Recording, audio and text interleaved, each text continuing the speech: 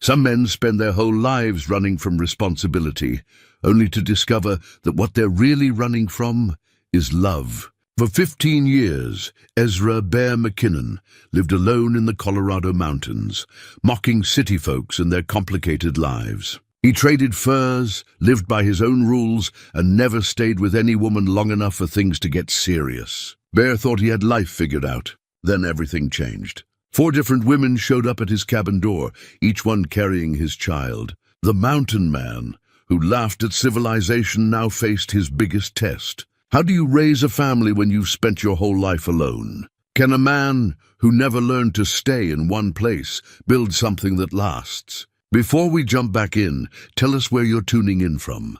And if this story touches you, make sure you're subscribed, because tomorrow I've saved something extra special for you. The wooden cross hanging around Ezra McKinnon's neck caught the morning light as he stepped onto his cabin porch, the hand-carved piece swaying gently against his broad chest.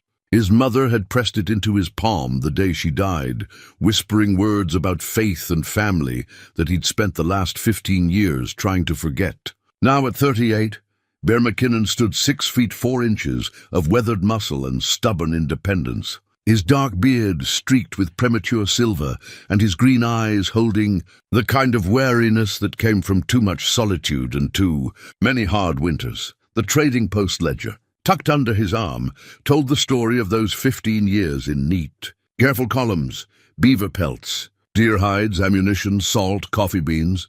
Every transaction recorded in his precise handwriting, every deal struck with a handshake and his word as bond. The leather-bound book had become his Bible, its pages yellow with age and use, chronicling a life lived entirely on his own terms. His cabin sat nestled in a grove of towering pines, 8 miles from the nearest settlement of Cedar Ridge, Colorado. The structure itself was a testament to his craftsmanship: thick log walls chinked with mud and moss, a stone chimney that drew smoke clean and true, windows made from real glass he'd traded for with a merchant from Denver 3 summers back. Inside, everything had its place: his rifle mounted above the stone fireplace, cooking pots hung on iron hooks, shelves lined with preserves he'd put up each full, and a single chair positioned perfectly to catch the evening light for reading. The morning air carried the scent of pine sap and wood smoke as Bear made his way to the small corral where his 2 horses, Thunder and Belle, waited for their daily ration of oats. Thunder, a massive Clydesdale with feathered hooves, had been with him for 8 years, strong enough to haul heavy loads of pelts down the mountain trails. Belle, a sorrel mare with intelligent eyes, served as his riding horse, sure-footed on the treacherous mountain paths and gentle enough to approach even when he'd been away for weeks at a time. "Morning. You too," he murmured, running his hand along Thunder's neck. The horse whickered softly, nuzzling against Bear's shoulder with the familiarity of an old friend. These animals were his closest companions, the only creatures he trusted completely. In a world where most folks seemed to want something from him, the trading post itself occupied a cleared area 50 yards from his cabin, a sturdy building with wide doors to accommodate wagon loads of goods. Shelves lined the walls, stocked with everything a mountain man might need: ammunition, tobacco, coffee, sugar, salt pork, wool blankets, iron tools and cooking supplies. In the back room, he kept his collection of furs and hides, each one carefully cleaned and prepared for the buyers who came up from Denver twice a year. Bear had built this life deliberately, piece by careful piece, after the day that changed everything. The memory still lived in his chest like a constant ache. Coming home to find his childhood sweetheart, Mary Catherine, married to his best friend. The letter she'd left explaining that she couldn't wait any longer for a man who might never settle down. That same week, his father had died in a mining accident, leaving him with nothing but debts and disappointment. His mother had followed 6 months later, worn down by grief and the harsh Colorado winters. Standing at their graves that cold October morning, Bear had made himself a promise. Never again would he let anyone close enough to hurt him. Never again would he depend on another person for his happiness. The mountains didn't lie to you or break promises or die when you needed them most. The mountains simply were solid and unchanging, asking nothing but respect and offering solitude in return. His daily routine had become a meditation, each task performed with the precision of a man who'd learned that self-reliance was the only reliable thing in an unreliable world.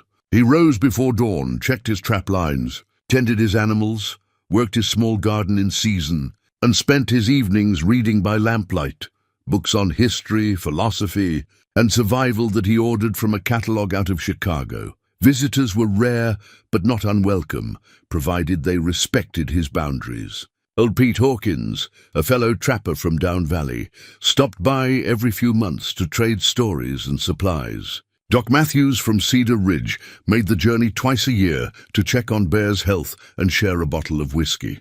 Occasionally, a family of travelers might seek shelter for a night, and Bear never turned them away.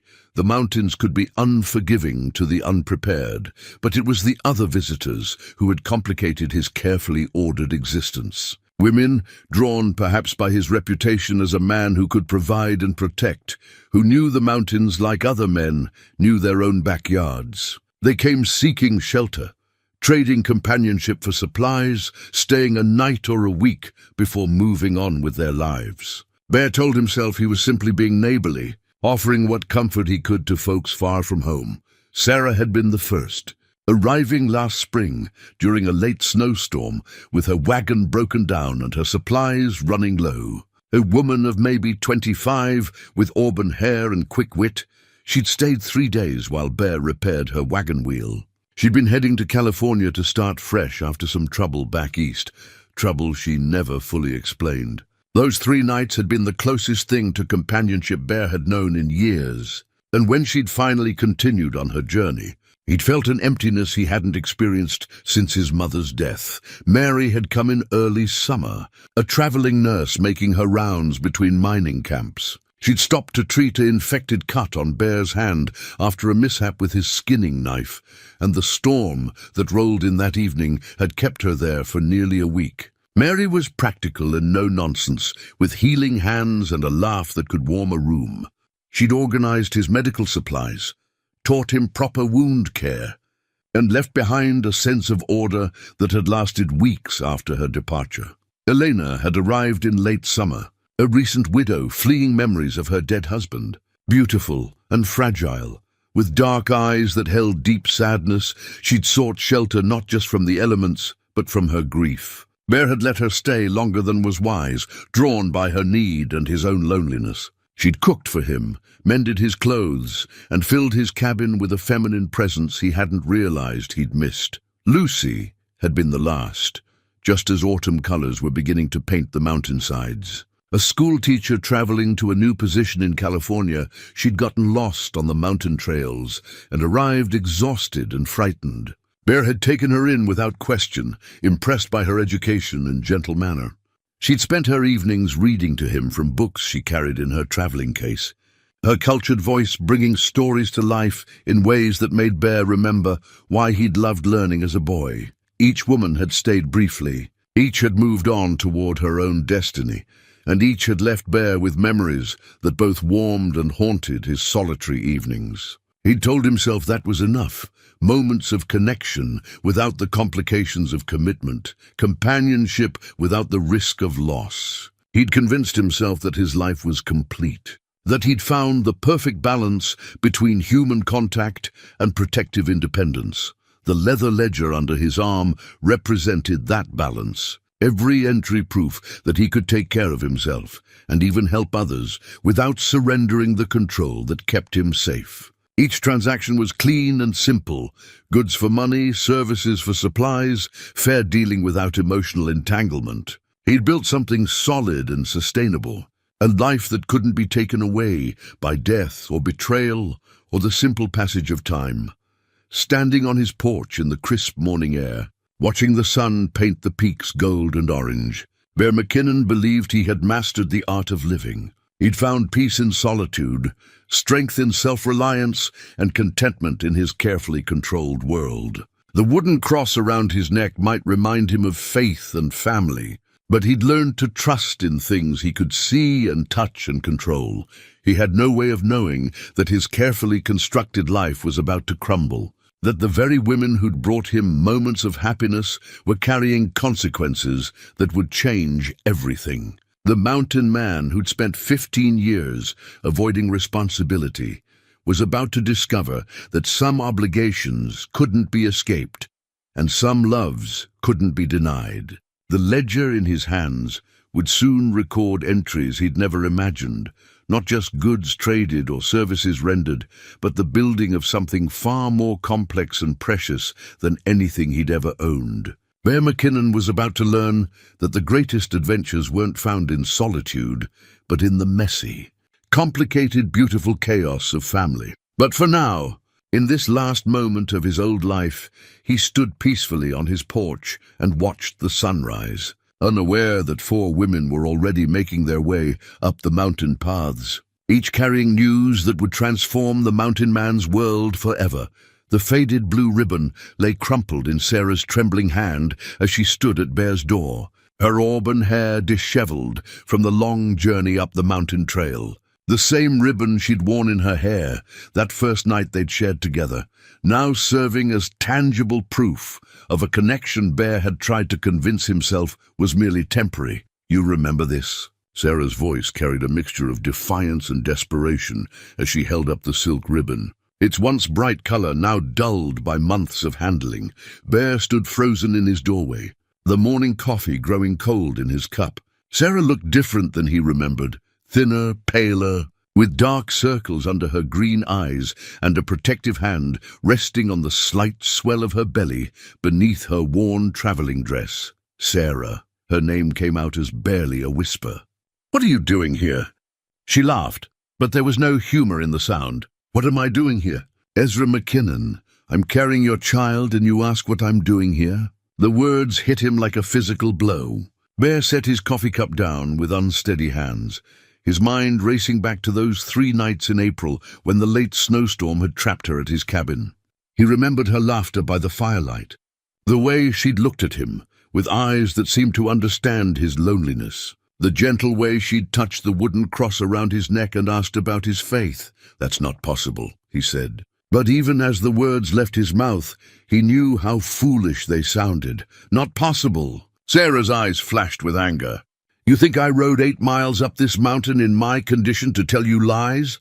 You think I want to be here begging for help from a man who couldn't even say goodbye when I left?" Bear's throat felt tight. He'd watched her wagon disappear down the mountain trail that morning in April, telling himself it was better this way, cleaner, without complications or promises that might be broken. He'd convinced himself that 3 days of companionship was enough, that she'd understood the temporary nature of their arrangement.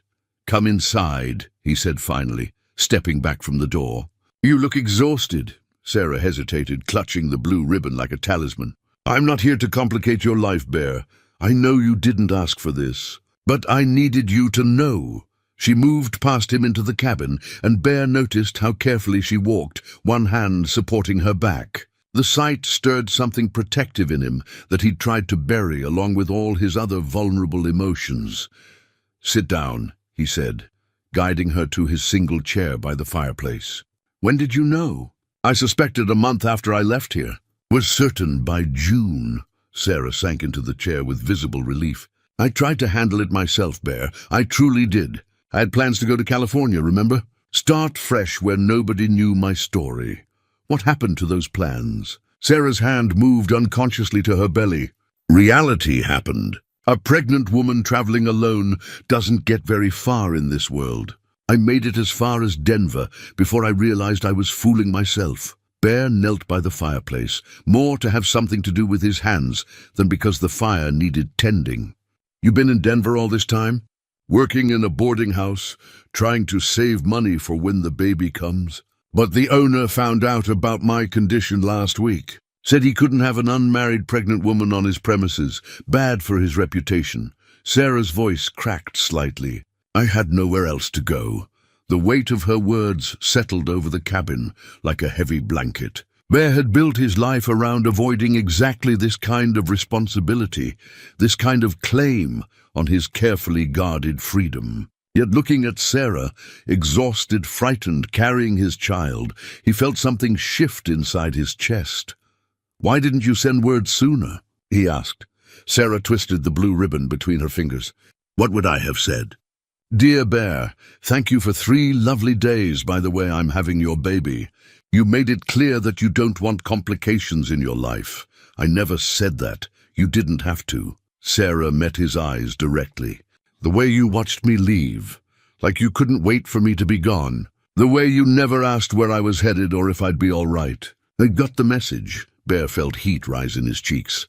She was right, of course. He had been relieved when she'd left, grateful that their brief connection hadn't developed into anything more demanding. But he'd also missed her laughter, her quick wit, the way she'd made his silent cabin feel alive for those few days. "I was protecting myself," he admitted quietly.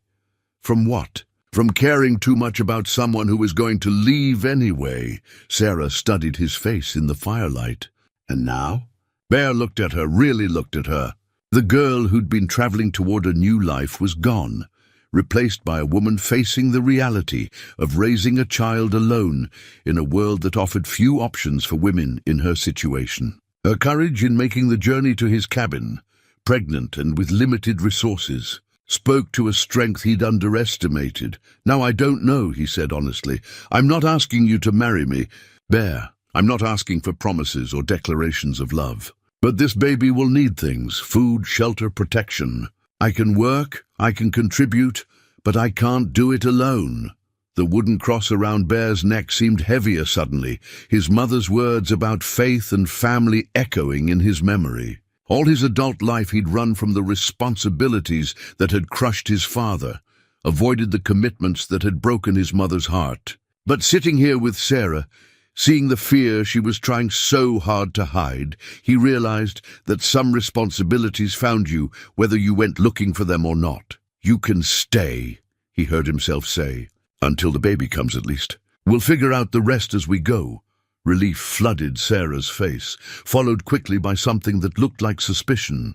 "Just like that?" "It's my child, too," Bear said, the reality of those words hitting him as he spoke them. "That means something, even if I don't know what yet." Sarah pressed the blue ribbon to her lips, tears finally spilling over. "I was so scared you'd turn me away." "I'm not that much of a bastard," Bear said, though privately he wondered if that was true. A week ago, he might have done exactly that, given her some money and sent her on her way, convinced himself that he was being generous. "What changed your mind?" Bear looked around his cabin, his carefully controlled, perfectly ordered, utterly solitary world. Everything in its place, every routine designed to keep him safe from the chaos of human connection. Sarah's presence had already disrupted that order, her ribbon bright against the subdued colors of his bachelor existence. "Maybe I'm tired of being alone," he said. Surprising himself with the admission, Sarah reached out and touched his hand, her fingers warm despite the chill in the air. "We're going to figure this out, aren't we?" Bear covered her hand with his, feeling the calluses on her palms from months of hard work. "We'll try."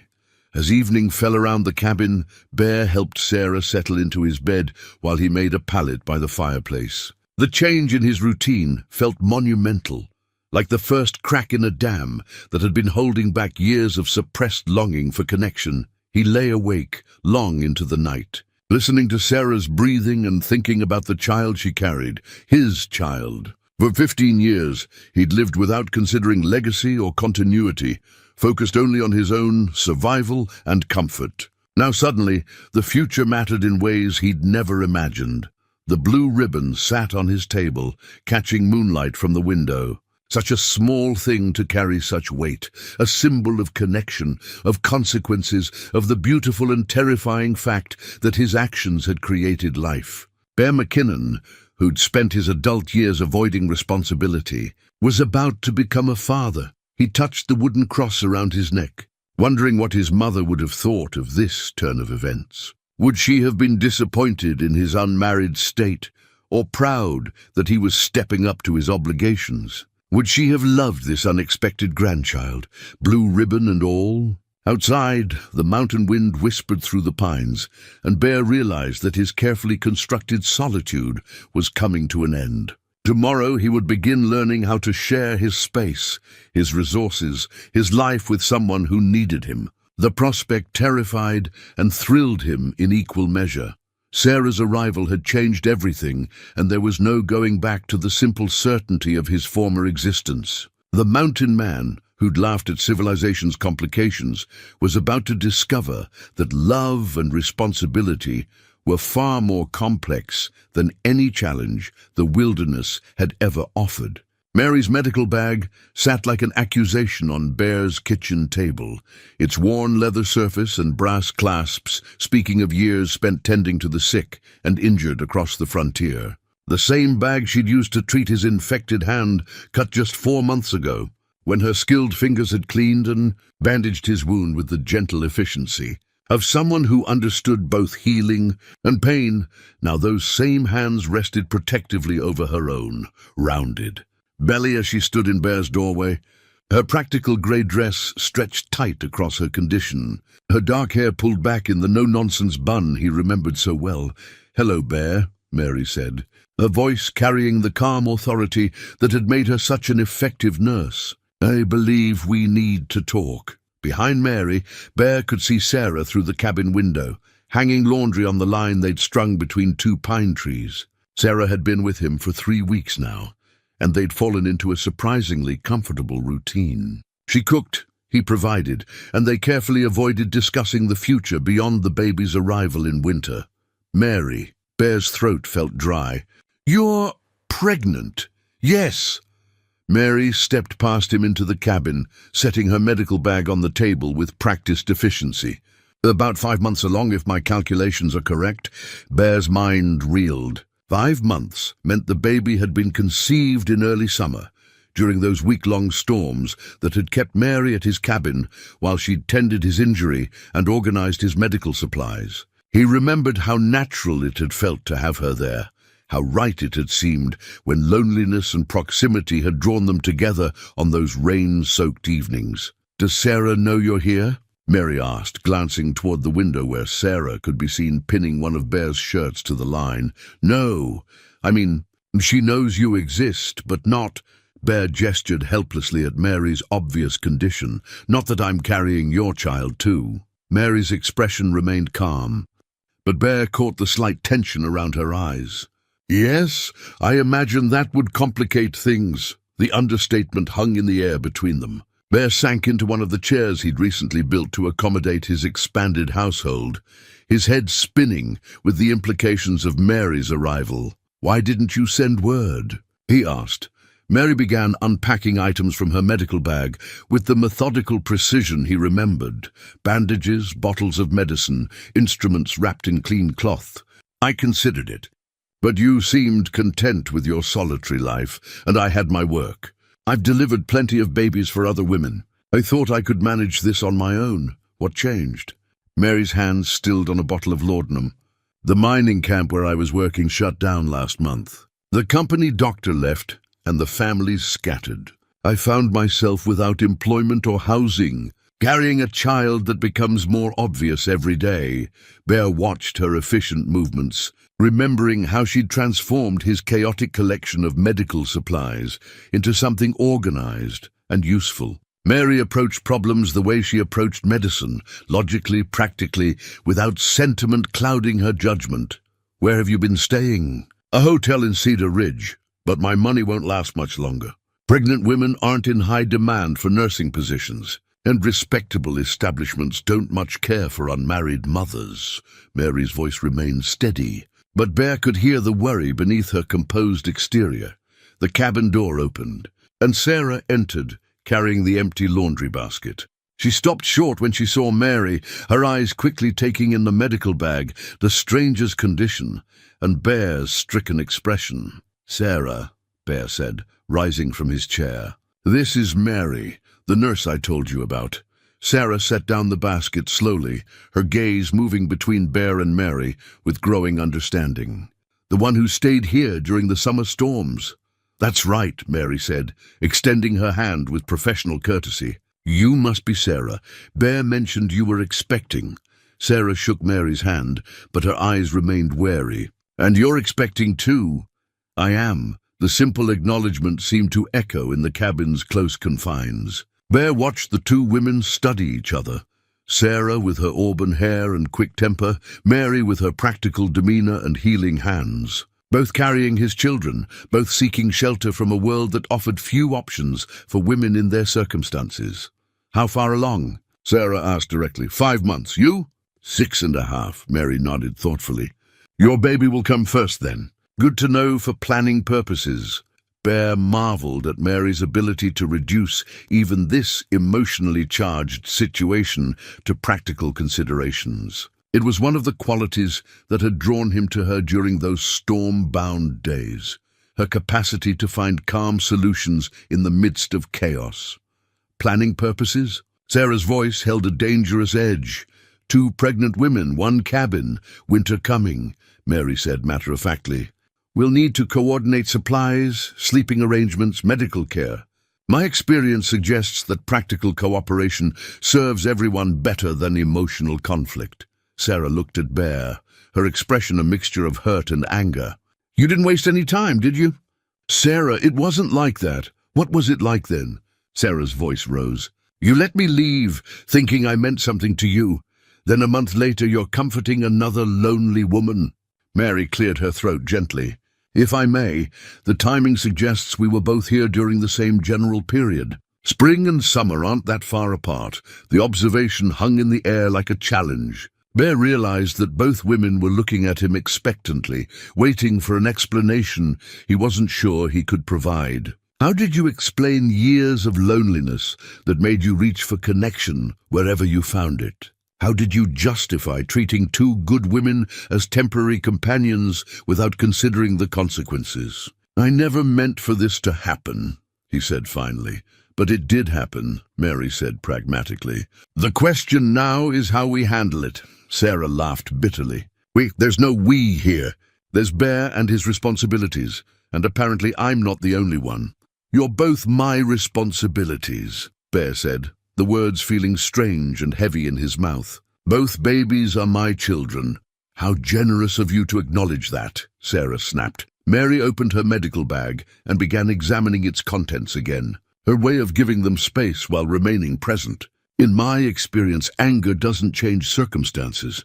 It only makes them more difficult to manage." "Easy for you to say," Sarah shot back. "You weren't the one who thought she was special." "Neither were you, apparently," Mary replied calmly. "And neither was I." The blunt honesty of Mary's words seemed to deflate some of Sarah's anger. She sank into the other chair Bear had built, her hand moving to her belly in the protective gesture both women shared. "So, what do we do?" Sarah asked quietly. Mary looked up from her medical bag. "We adapt. 2 women, 2 babies, 1 father. It's not conventional, but it's not impossible." "You make it sound so simple." "Simple and easy aren't the same thing," Mary said. "But I've seen families form under stranger circumstances. The mining camps are full of unconventional arrangements that work because they have to." Bear found himself watching the 2 women with something approaching awe. Here he'd been dreading conflict and emotional chaos, but both Sarah and Mary were approaching the situation with more maturity than he'd managed.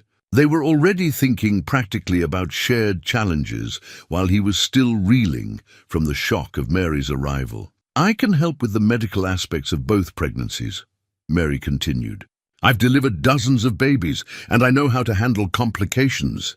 "That's valuable in a place this remote." Sarah looked interested despite herself. "The nearest doctor is 8 miles away, and might not be available when labor starts, especially if winter weather sets in," Mary agreed. Having medical knowledge on hand could be the difference between life and death for mothers and babies.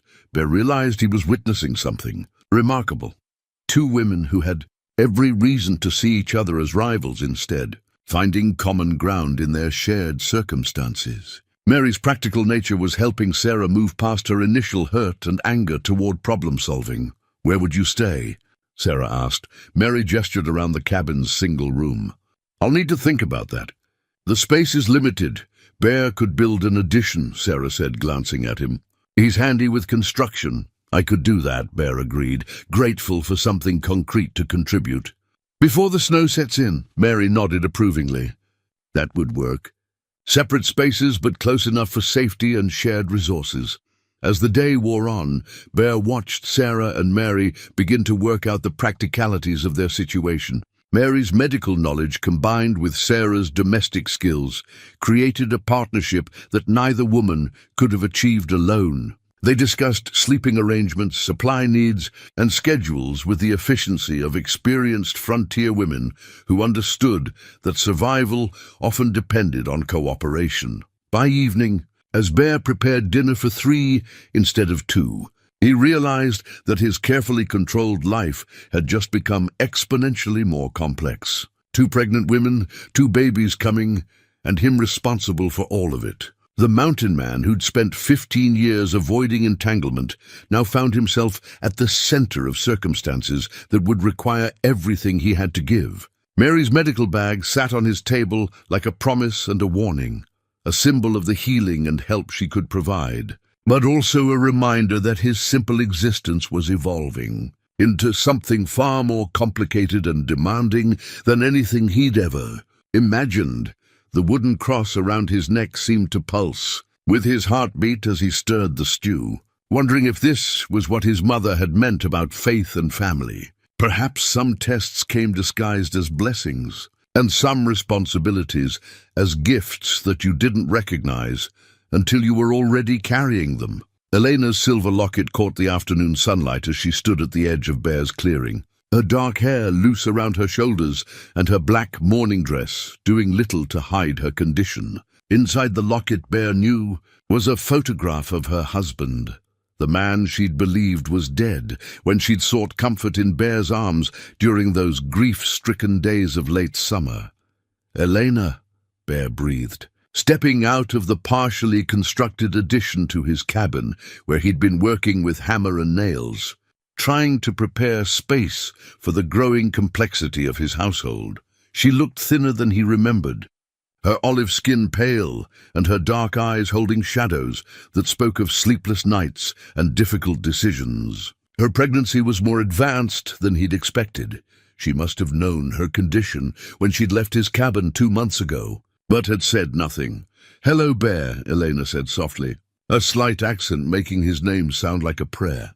"I know I have no right to be here." Behind him, Bear could hear Sarah and Mary through the cabin window, their voices raised in what had become their daily argument about everything from cooking methods to sleeping arrangements. The 2 women had achieved a working partnership, but their different approaches to life created constant friction in the confined space. "You're always welcome here," Bear said, though his heart was racing at the implications of Elena's arrival. "But Elena, you're pregnant." "Yes." Elena's hand moved to the swell beneath her dress. 7 months along, if I've counted correctly. 7 months. Bear's mind reeled as he calculated backwards to late summer, when Elena had arrived seeking refuge from her grief over her husband's death in a mining accident. She'd been fragile and lost, and Bear had opened his home and his heart to comfort her. Those weeks together had been the closest thing to domestic happiness he'd ever experienced. "Why didn't you tell me before you left?" he asked. Elena fingered the silver locket at her throat. "I wasn't certain then, and I thought—" She paused, struggling with the words. "I thought my husband was dead, that I was free to start over. But I was wrong about so many things." "What do you mean?" Before Elena could answer, the cabin door opened and Sarah appeared, carrying a bucket of water from the well. She stopped short when she saw Elena, her eyes quickly assessing the situation with the sharp intelligence Bear had learned to both admire and fear. "Another one," Sarah said flatly, setting down the bucket with more force than necessary. Mary appeared in the doorway behind Sarah, her medical training evident in the way she immediately evaluated Elena's condition and obvious distress. "Are you all right? You look exhausted." Eleanor's composure cracked at Mary's gentle concern. "I've been traveling for 3 days. I wasn't sure you'd let me stay." "Let you stay?" Sarah's voice rose. How many of us are there going to be, Bear? Is there a line of pregnant women making their way up this mountain? Sarah, please, Bear began. Please what? Please pretend this is normal. Please act like I should be happy to share you with half the frontier. Sarah's auburn hair seemed to flame in the afternoon light as her temper flared. Mary stepped between them, with the calm authority she'd developed handling medical emergencies. Fighting won't change anything. Elena's here, she's pregnant, and she needs help. The rest we can work out. Elena looked between the three of them with growing dismay. There are others? 2 others, Mary said matter-of-factly. Sarah here is due in about 6 weeks. I'm due in the spring. You appear to be somewhere in between. 3 of you, Elena whispered, sinking onto the tree stump Bear used for splitting wood. Dear God, what have I done? Bear knelt beside Elena, noting how she trembled with exhaustion and emotion. You came here because you needed help. That's not wrong, isn't it? Elena looked up at him with eyes that held too much pain for someone so young. I've complicated your life beyond repair. Our lives were already complicated, Sarah said, some of her anger softening at Elena's obvious distress. One more just makes it more complicated. Mary approached Elena with her medical bag.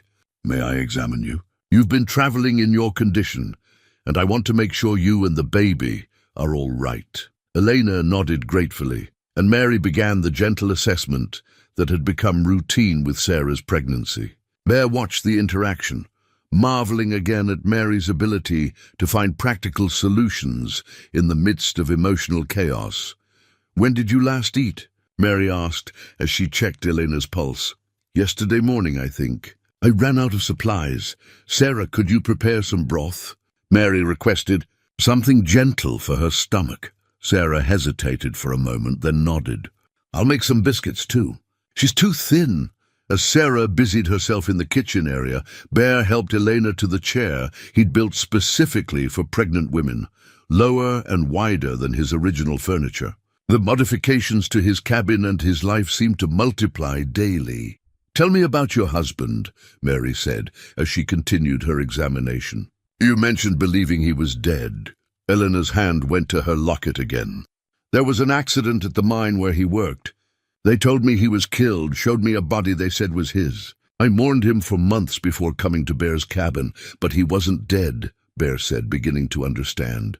No, he was injured, badly burned, but alive. He'd been in a hospital in Denver, unconscious for months. When he finally recovered enough to travel, he came looking for me. Elena's voice dropped to a whisper. He found me at Bear's cabin, saw my condition, and understood what had happened. The implications of Elena's story settled over the group like a heavy blanket. Bear felt his stomach clench with a combination of guilt and dread. What did he do? Sarah asked from the kitchen, her domestic tasks not preventing her from following the conversation. He was furious, of course. At me, at Bear, at the whole situation. He said terrible things about the kind of woman who would take up with another man so quickly after her husband's death. Elena wiped tears from her cheeks. He was right to be angry. You thought he was dead, Mary said firmly. You can't be blamed for grieving and seeking comfort, can't I?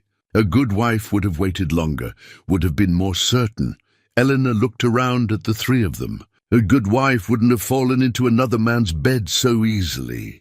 Bear flinched at the harsh judgment Elena leveled against herself. During those weeks together, she hadn't seemed like a woman betraying her marriage, but like someone desperately trying to heal from devastating loss. What happened then? He asked. Roberto, my husband, he gave me a choice. Come back to him and never speak of this again, or he would divorce me and tell everyone what kind of woman I really was. Elena's voice grew steadier. I tried to go back. I wanted to be the wife he deserved, to pretend none of this had happened, but you couldn't, Mary said gently. I kept thinking about those weeks with Bear, how safe I'd felt, how cared for. Roberto was so angry, so hurt by what I'd done. Every time he looked at me, I could see his pain and rage. And the baby, Elena placed both hands on her belly. Every day it grew larger, a constant reminder of my betrayal.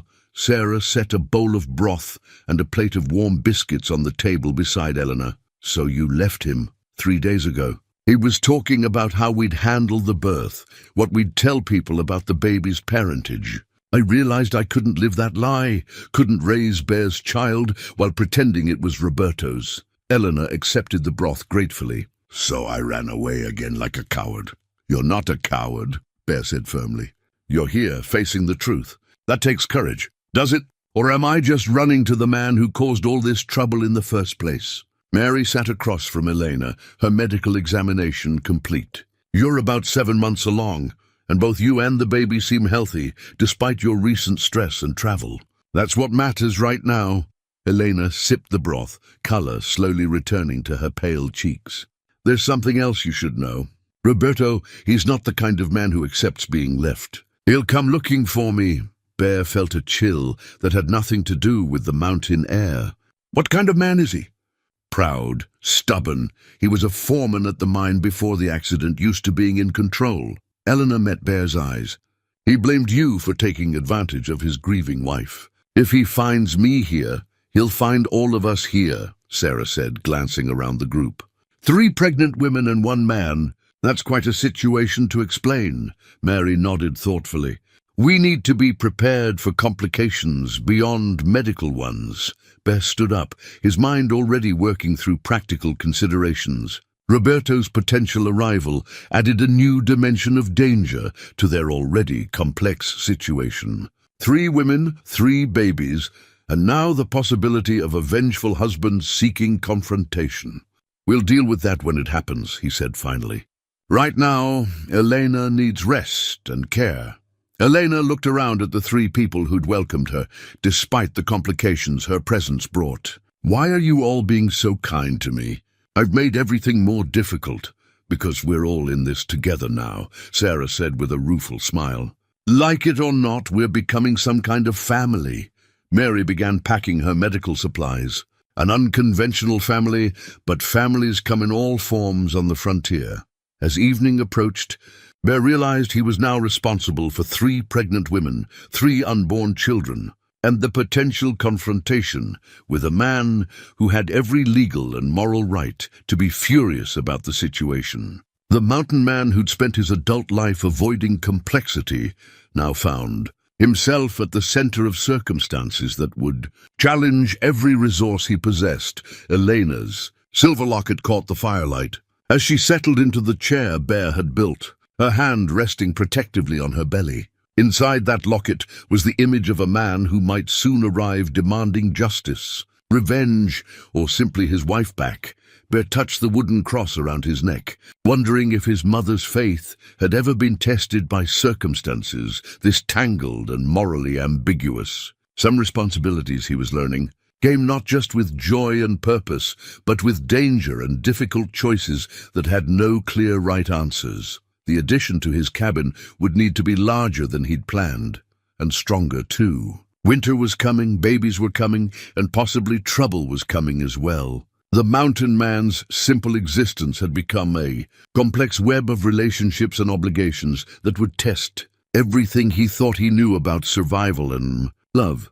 Lucy's teaching slate lay propped against the stone fireplace, its black surface covered with chalk drawings that had become the evening entertainment for Bear's increasingly crowded household. Mathematical equations mixed with sketches of flowers and birds, evidence of the refined education that set Lucy apart from the other women who'd found their way to his mountain retreat. The slate had been Lucy's most prized possession when she'd arrived 3 days ago, lost and frightened after taking a wrong turn on the mountain trails while traveling to her new teaching position in California. Now it served as both a reminder of her cultured background and a symbol of the civilized influence she was bringing to Bear's rough-hewn world. The baby is definitely positioned correctly, Mary announced as she completed her examination of Lucy, who lay on the bed Bear had recently built to accommodate his expanding household.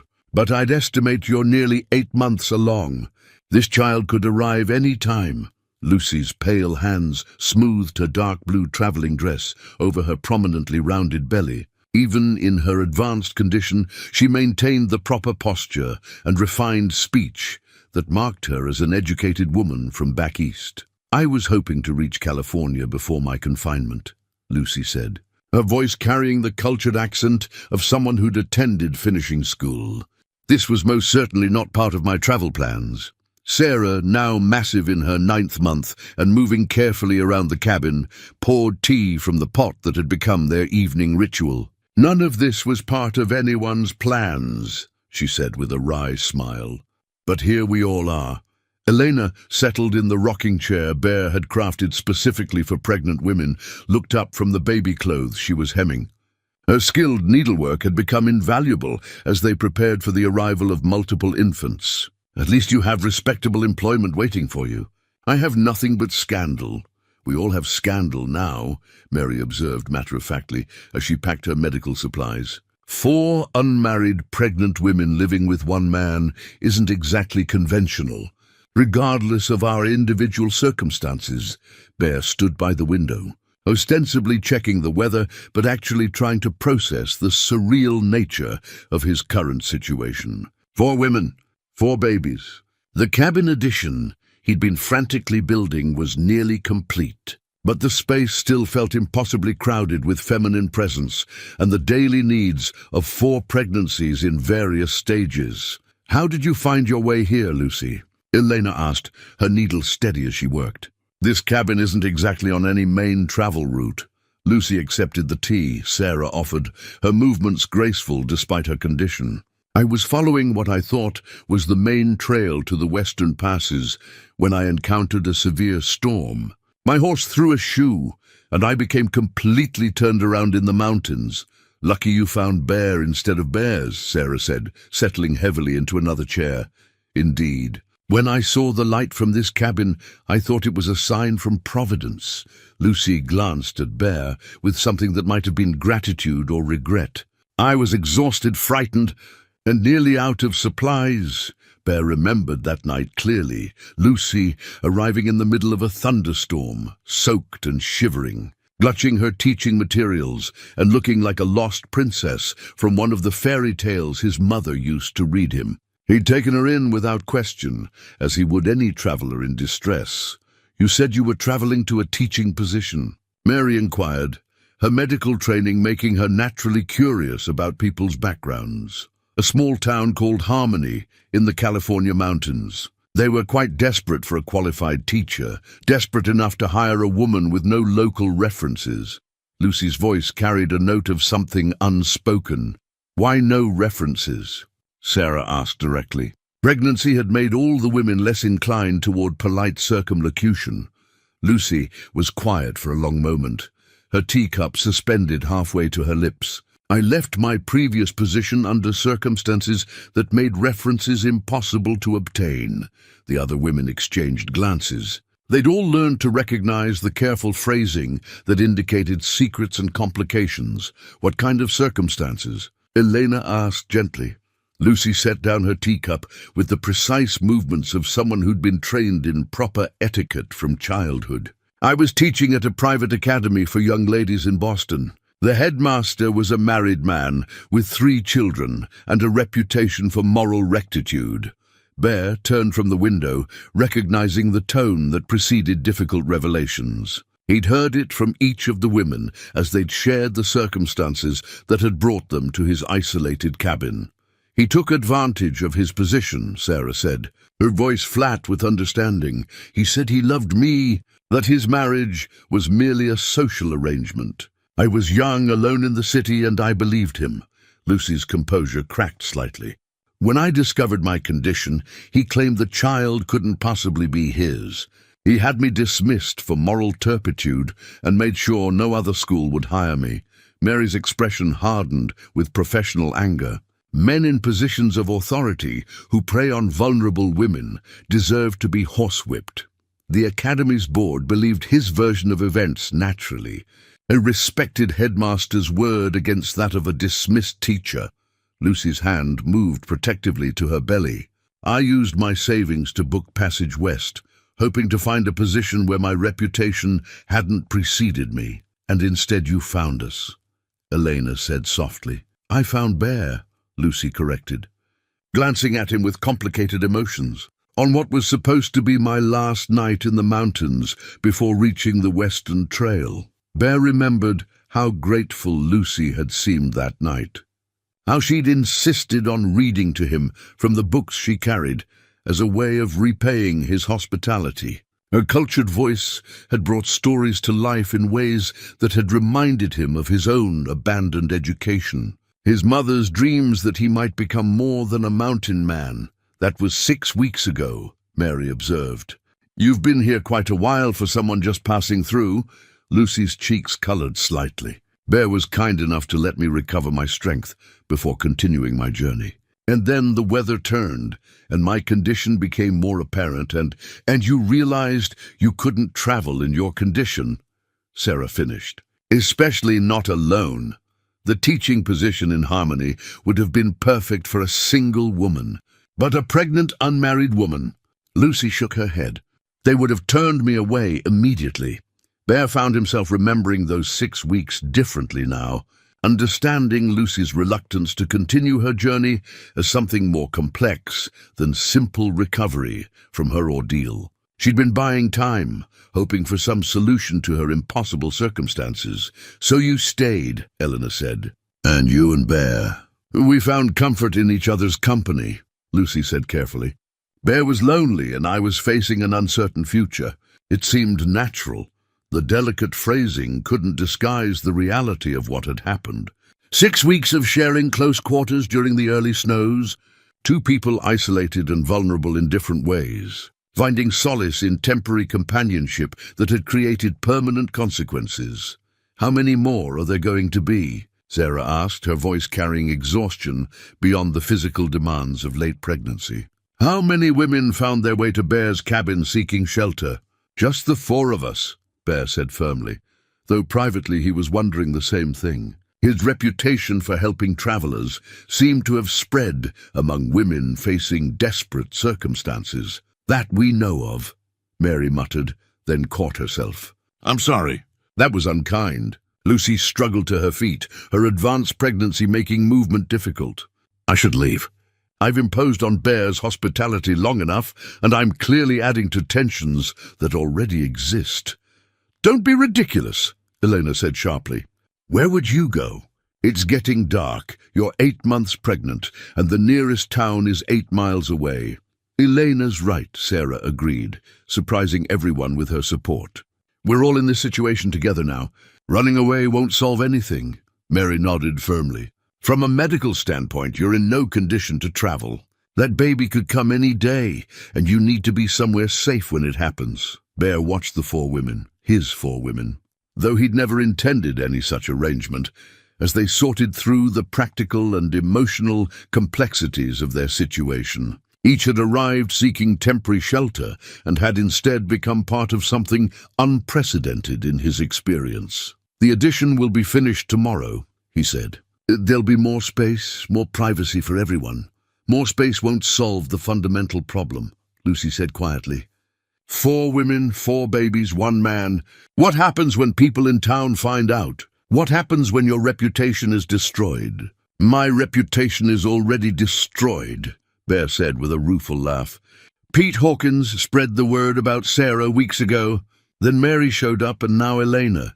By now, half of Cedar Ridge probably thinks I'm running some kind of improper establishment. Are you?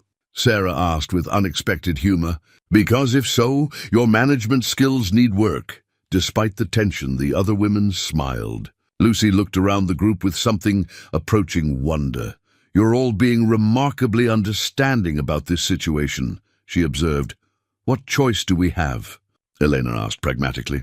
We can fight each other and make everyone miserable, or we can work together and maybe create something that works for all of us. Mary stood up, stretching her back. Speaking of working together, we need to discuss birthing arrangements. Sarah's due any day. Lucy could deliver at any time. I'm due in the spring and Elena somewhere in between. We need supplies, contingency plans, and clear procedures. I can help with the deliveries, Lucy offered. I assisted with births back east. It was considered part of a woman's education to know such things. Good. We'll need all the help we can get, Mary said approvingly, Bear listened to the women plan and organize, marveling at their ability to find practical solutions to what seemed like an impossible situation. Each had arrived broken and desperate in her own way, yet together they were creating something that resembled a functional household. Lucy's teaching slate caught the firelight, its chalked lessons reminding Bear of all the education he'd abandoned when he'd fled to the mountains. Perhaps it was time to learn new lessons about responsibility, family, and the complex dynamics of love that didn't fit into simple categories. The wooden cross around his neck felt warm against his chest as he watched the four women prepare for sleep in their shared space. His mother's words about faith and family were beginning to make sense in ways he'd never expected. Sometimes family formed not through traditional paths, but through circumstances that brought people together in their moments of greatest need. Tomorrow, he would finish the addition, creating more space for his unexpected household. But tonight, watching four pregnant women find ways to support and care for each other despite their complicated circumstances, Bear realized that space wasn't the real issue. The real challenge was learning to be the man these four women and four babies would need him to be. The mountain man who'd laughed at civilization's complexities was discovering that love and responsibility were far more intricate than any frontier challenge he'd ever faced. And somehow, improbably, he was beginning to think they might actually make it work. The community petition lay spread across Bear's kitchen table like an indictment, its formal language and multiple signatures representing the collective judgment of Cedar Ridge's most prominent citizens. The document's official seal and careful penmanship gave weight to words that cut deeper than any physical blow Bear had ever received. We, the undersigned citizens of Cedar Ridge, Colorado, do hereby demand that Ezra McKinnon make proper provision for the immoral situation existing at his mountain dwelling. Bear read aloud, his voice growing harder with each phrase. 4 unmarried women in various stages of pregnancy residing with one man represents a scandal that cannot be tolerated in our God-fearing community. Sarah, now so close to delivery that she could barely move without assistance, looked up from the baby clothes she was folding. Let me guess. They want you to marry one of us and send the others away. Mr. McKinnon must choose one woman to wed in Christian ceremony and provide the others with adequate funds to relocate beyond our community's boundaries. Bear continued reading. Failure to remedy this situation within 30 days will result in formal complaints to the territorial authorities and possible legal action. Mary snorted with derision as she checked Eleanor's blood pressure. Legal action for what? Providing shelter to women in need? For corrupting public morals, apparently, Bear said, scanning the rest of the document. They've signed a petition with 37 names, including the mayor, the preacher, and most of the business owners. Lucy looked up from her teaching slate, where she'd been working on lesson plans, despite having no school to teach. They're essentially demanding you choose which of us deserves respectability and which deserve abandonment. Elena set down her needlework, her hands trembling slightly. This is my fault. If Roberto hadn't come to town asking questions about me, Roberto was in Cedar Ridge. Bear's voice sharpened with alarm. 3 days ago, according to Mrs. Henderson from the Mercantile, Elena said quietly. She mentioned it when I was there buying fabric. He was asking about his runaway wife, showing people my photograph. The implications of Roberto's presence hit the group like a physical blow. Bear had hoped Elena's husband would give up his search, or at least take longer to track her down. Instead, the man's investigation had apparently stirred up the community's moral outrage. What did he tell people? Mary asked, her medical training making her focus on gathering information before determining treatment. That his grieving wife had been seduced by a mountain man while she thought he was dead. That I'd abandoned my marriage vows to live in sin with a man who already had other women. Elena's voice broke slightly. He painted himself as the wronged husband seeking to reclaim his wayward wife. Bastard, Sarah muttered, then caught herself. Sorry, but using your grief against you like that He's not wrong, though, Elena said miserably. I did abandon my marriage. I'm living here unmarried with Bear's child growing inside me. Lucy's voice carried the authority of her education as she spoke. You believed your husband was dead. Mourning and seeking comfort under those circumstances isn't abandonment. It's human nature. Try explaining that to a town full of people who've decided I'm a fallen woman. Elena replied. Bear folded the petition with deliberate care, his mind working through the complications Roberto's presence had created. A wronged husband seeking his wife was sympathetic. A mountain man harboring multiple pregnant women looked increasingly scandalous. The community had chosen sides, and Bear's household was clearly losing. There's more, he said grimly. Doc Matthews came by yesterday while you were all resting. The town council met to discuss our situation. They're concerned about the example we're setting, especially with children in the community. What kind of example? Mary asked dangerously. That men can collect women like livestock without consequence. That unmarried pregnancy is acceptable. That traditional marriage and family values don't matter. Bear's voice carried the weight of Doc Matthews's carefully diplomatic warning. They're threatening to cut off all trade and supplies if we don't resolve things to their satisfaction. The silence that followed was heavy with implications. Bear's trading post depended on commerce with Cedar Ridge. Without access to supplies, medicine and markets for his furs, their isolated household would struggle to survive. Especially with 4 babies coming, so we're trapped, Sarah said flatly. Stay together and face community boycott, or split up and abandon each other. There might be another option, Lucy said thoughtfully, her teacher's mind working through possibilities. What if we weren't actually breaking any social conventions? How do you mean? Elena asked. Lucy stood up carefully, her advanced pregnancy making movement awkward. What if we were a legitimate household with proper arrangements? Not one man keeping 4 mistresses, but something more acceptable, Bear frowned. I can't marry all 4 of you. The law doesn't allow it. No, but you could marry one of us, and the others could be family members or employees with legitimate reasons for being here, Lucy continued. Sarah could be your wife's cousin, recovering from a difficult situation back east. Mary could be the household nurse, hired to manage medical needs. Elena could be a widow seeking temporary shelter with family friends. Mary's eyes lit up with understanding. A respectable household with proper female supervision and legitimate reasons for our presence. It might work, Sarah said slowly. But it would require Bear to actually marry one of us. The question hung in the air between them. 4 women, 4 pregnancies, 4 different claims on Bear's affection and responsibility. How did a man choose between people he cared about without devastating the others? Who would he marry? Elena asked quietly. The one who needs legal protection most, Mary said practically. Or the one whose child comes first.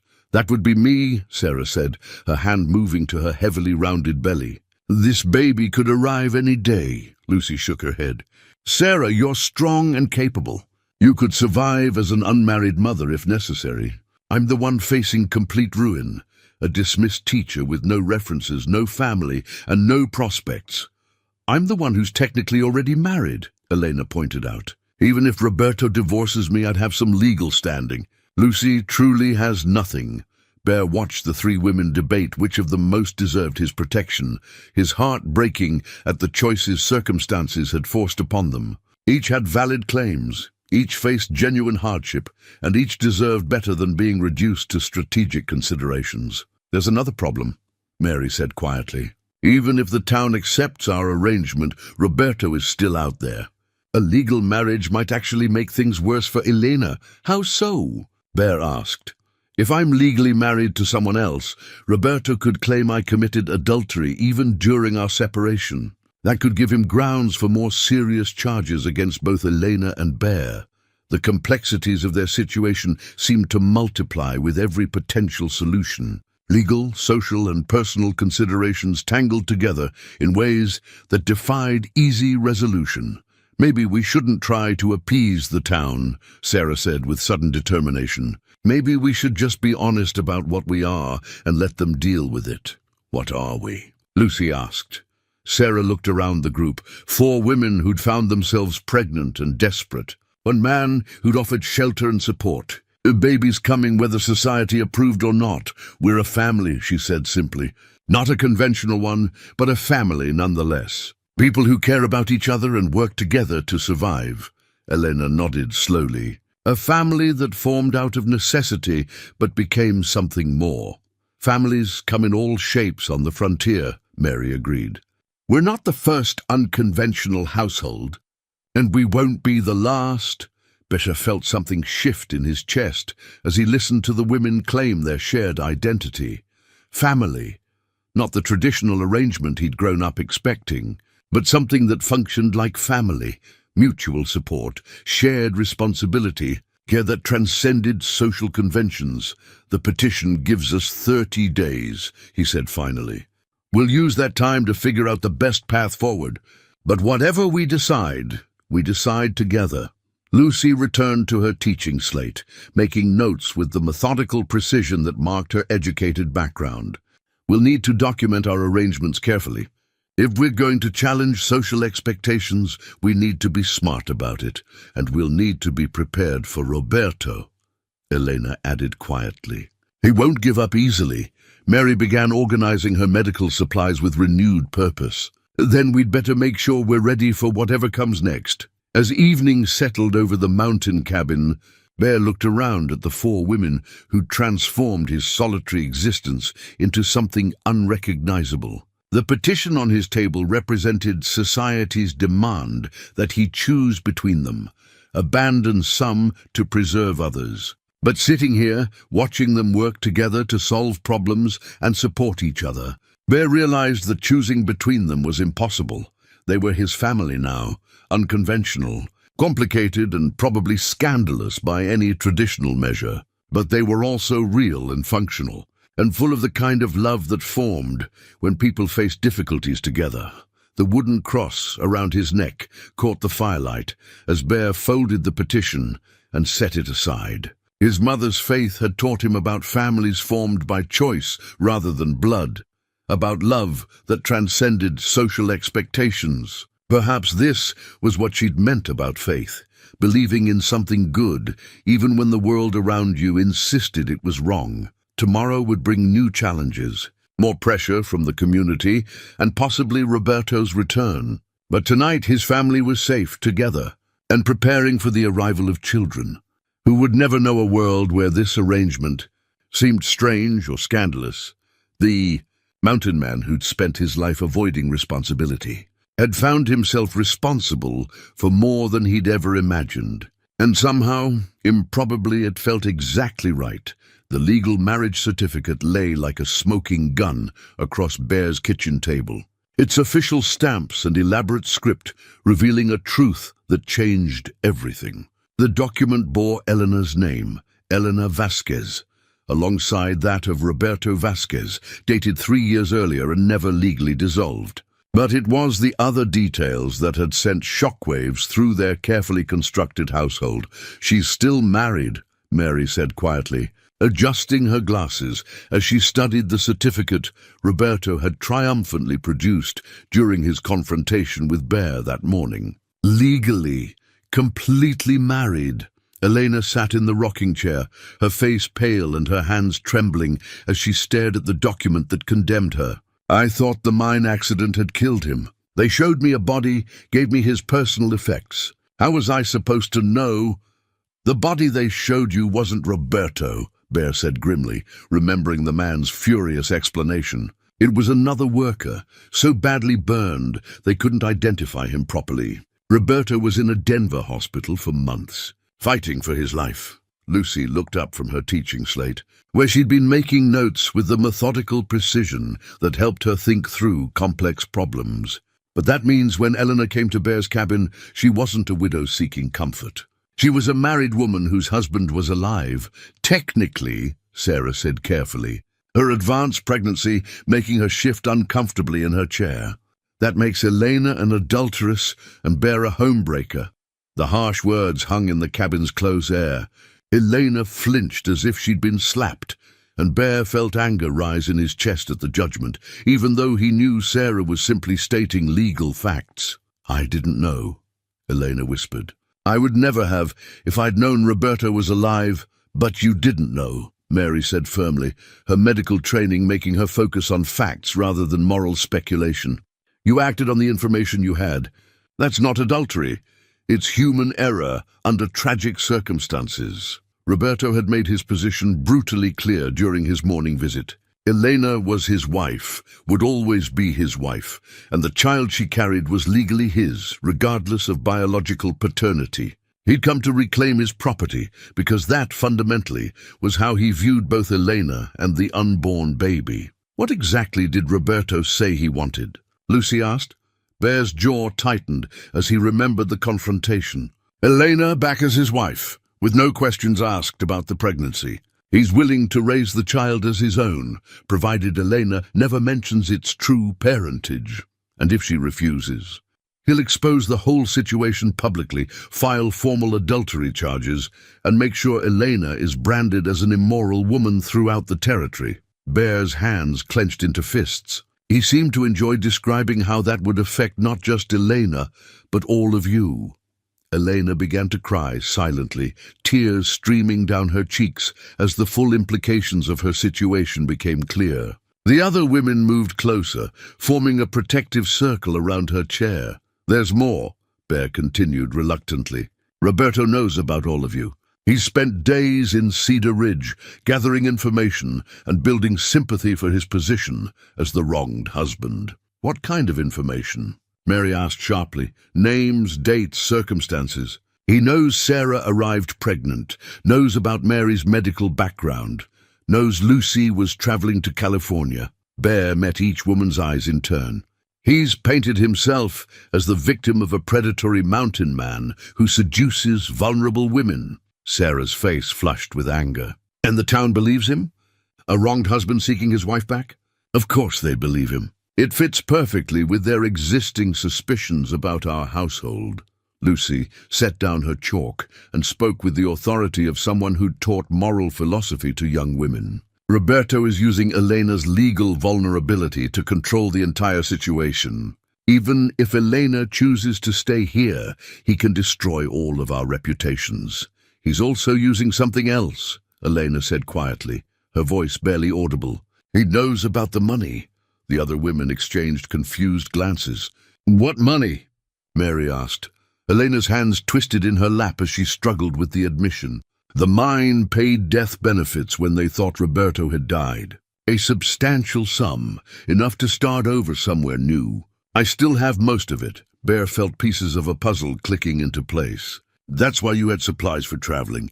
Why you weren't destitute when you reached my cabin. And why Roberto is so determined to get you back," Sarah added, with growing understanding. "It's not just about hurt pride or even the baby. It's about the money," Elena nodded miserably. "He spent everything we'd saved during his recovery in Denver. Medical bills, living expenses, searching for me. When he finally tracked me down, he discovered I'd received money that should have been his if the mine hadn't made an error." "How much money are we talking about?" Lucy asked practically. $3,000. The figure hung in the air like an accusation. $3,000 was more than most frontier families saw in 5 years. It was enough to buy land, start a business, or disappear entirely if necessary. "Roberto wants the money, and he wants you," Mary summarized. "And he's using your legal marriage and the threat of scandal to force compliance." "But there's another problem," Elena said, her voice growing even quieter. "The money isn't just mine anymore. I used some of it to help other women in situations like mine who needed to escape bad circumstances." Bear leaned forward. "What do you mean?" "There's a network, informal but real, of women who help other women disappear when they need to. Women fleeing abusive husbands, escaping brothels, running from situations that could destroy them." Elena met Bear's eyes directly. "I used Roberto's death benefits to fund safe houses, travel money, new identities for women who had nowhere else to turn. "That's why you took so long to reach my cabin," Sarah said with sudden understanding. "You were making stops along the way. 5 women received help from that money. 5 women who are now safely started over in new lives because I thought I was a widow with resources to share." Lucy's face showed admiration, despite the gravity of their situation. "You've been running a rescue operation, and if Roberto forces me to return the money, those women could be tracked down and dragged back to the situations they escaped," Elena finished. The full scope of Elena's dilemma became clear. Roberto wasn't just threatening her, he was threatening an entire network of women who'd found freedom through her generosity. The money that could solve their immediate problems was also protecting people who had no other defense. "There's something else," Elena continued, her voice barely above a whisper. "One of the women I helped, she's coming here." "Here?" Bear's voice sharpened. "I sent word through the network before Roberto found me, telling them to avoid my previous safe houses. This cabin was supposed to be temporary refuge, if anyone needed it." Elena's hands moved protectively to her belly. "She should arrive within days." Mary began pacing, her medical mind working through logistics. "So we have Roberto demanding Elena's return, a community petition requiring Bear to choose one wife, and another desperate woman heading toward our already overcrowded cabin. Who is she?" Sarah asked. Elena's voice grew even smaller. "A young mother fleeing a violent husband. She has a baby, 6 months old, and nowhere else to go." The cabin fell silent as the implications sank in. Their household of 4 pregnant women and 1 overwhelmed man was about to become even more complicated. Just as external pressures reached a breaking point, Bear stood up and walked to the window, looking out at the mountain trails that had brought so many desperate people to his door. He'd built his life around avoiding exactly these kinds of complex moral choices, yet here he was, at the center of circumstances that demanded everything he had to give. "We need a plan," he said finally, turning back to face the women who'd become his family. "Roberto isn't going to wait much longer for an answer. The town expects resolution within 30 days, and we have another person arriving who needs protection." "What kind of plan?" Lucy asked. Bear looked at the marriage certificate still lying on the table, legal proof of Elena's impossible situation, but also evidence of something else. Roberto's claim on Elena was legitimate in the eyes of the law, but laws could be complicated by circumstances, challenged by evidence, or circumvented by careful planning. "We're going to fight back," he said, his voice carrying a determination that surprised even him. "Roberto thinks he can use Elena's legal vulnerability to control all of us. But there are other kinds of power than legal documents." Elena looked up with something that might have been hope. "What do you mean?" Bear touched the wooden cross around his neck, thinking of his mother's faith in justice that transcended human institutions. Sometimes doing the right thing meant challenging systems that protected the wrong people. "I mean, we're going to protect our family," he said simply. "All of it. The women who are here, the woman who's coming, and the children who deserve to grow up in a world where love matters more than legal technicalities." The marriage certificate lay between them like a challenge, its official seals representing the weight of law and tradition. But around that table sat 4 women who'd found strength in each other. One man who'd discovered that responsibility could be a gift rather than a burden, and the growing conviction that some families were worth fighting for, regardless of what society deemed acceptable. Roberto would return for his answer soon. When he did, he'd discover that legal documents were only as powerful as the people willing to enforce them, and that love, when it took root in the right soil, could be surprisingly difficult to uproot. Bear's father's hunting rifle lay across his lap as he sat on the cabin porch in the pre-dawn darkness, its familiar weight both comforting and ominous. The weapon had been crafted by his grandfather, carried by his father through years of frontier survival, and passed down as both tool and symbol of a man's responsibility to protect what mattered most. Now, as Bear waited for Roberto's inevitable return, the rifle seemed to pulse with 3 generations of McKinnon determination. Behind him, The cabin buzzed with quiet activity as the women prepared for what they all knew would be a confrontation that would determine their family's future. Sarah, now past her due date, and moving with the careful deliberation of someone who could go into labor at any moment, was checking their medical supplies one final time. Mary organized her nursing equipment with military precision, while Lucy used her teaching slate to map out contingency plans with the methodical thinking that had made her an effective educator. Elena sat in the rocking chair, her hands moving in the repetitive motions of knitting baby clothes. But her dark eyes watched the trail that wound down from their mountain refuge toward the valley where Roberto waited with legal documents and righteous fury. The silver locket at her throat caught the lamplight, its contained photograph, a reminder of the husband who viewed her as property to be reclaimed rather than a woman with choices to make. "The woman from the network should arrive today," Eleanor said quietly, her voice carrying the strain of sleepless nights spent worrying about the young mother traveling toward their increasingly dangerous sanctuary. "What do we know about her situation?" Mary asked, pausing in her inventory of bandages and medical instruments. "Her name is Catherine. 22 years old, baby son named Thomas. Her husband started drinking heavily after losing his job, and the violence escalated until she feared for both their lives." Elena's needles clicked steadily as she spoke. "She managed to escape during one of his binges, but he's been tracking her across 3 territories. Bear adjusted his grip on the rifle, thinking about the young woman making her way up dangerous mountain trails with a 6-month-old baby, seeking the same sanctuary that had sheltered 4 other desperate souls. The network Elena had described was beginning to make sense.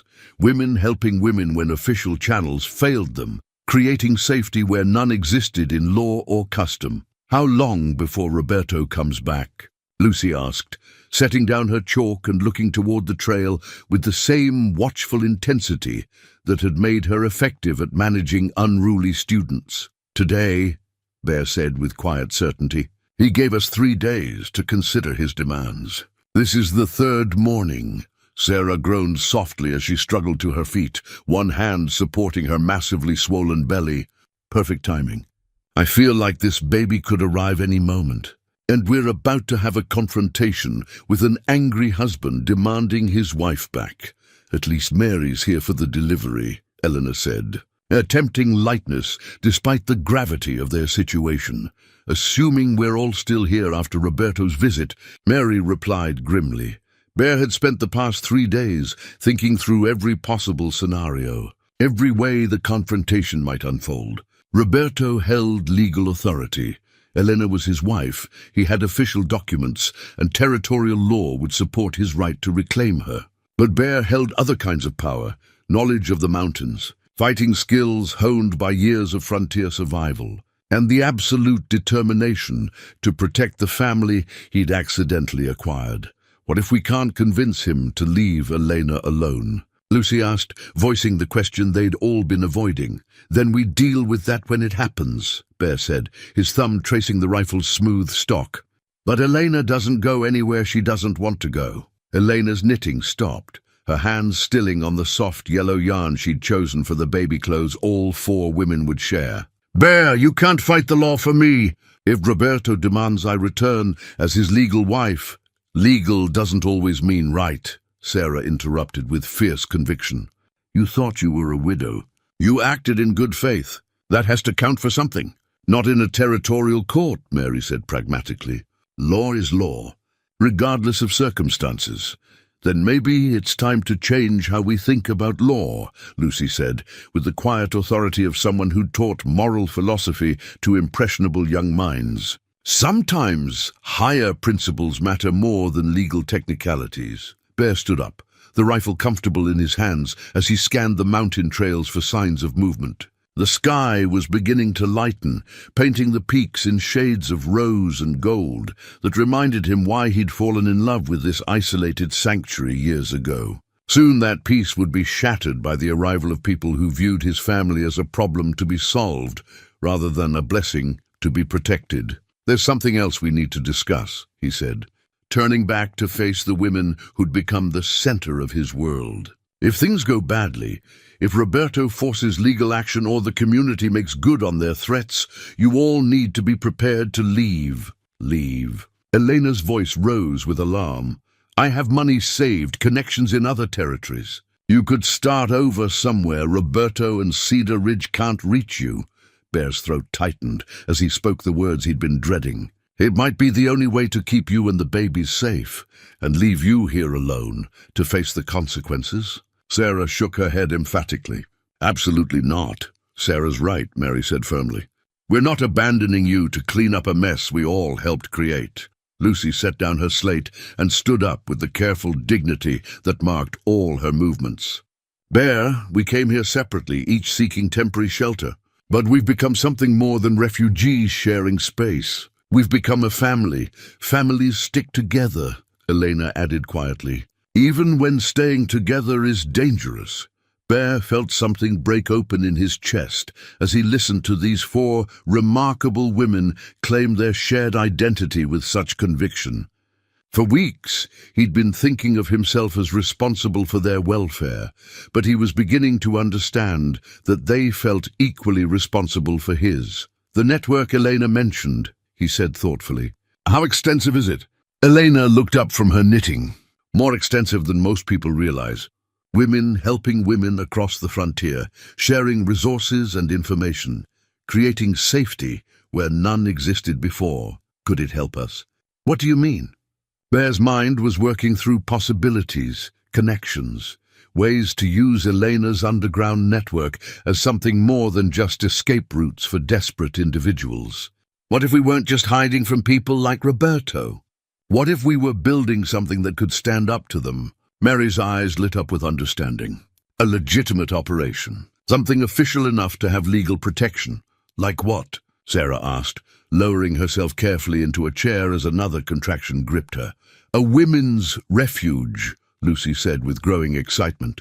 Properly chartered with official backing, serving a recognized need. Women fleeing dangerous situations need somewhere safe to recover and plan their futures, Bear continued, the idea gaining momentum as he spoke. What if this cabin became that place? Not hiding from society, but serving it in a way even Cedar Ridge couldn't argue with. Elena's needles resumed their clicking as she thought through the implications. The network has been informal because anything official could be controlled or shut down by the very people women are fleeing from.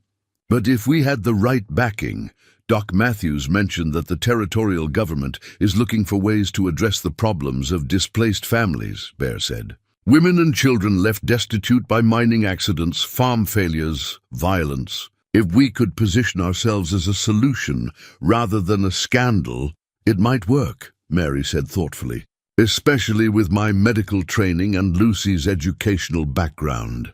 We'd have credentials that matter.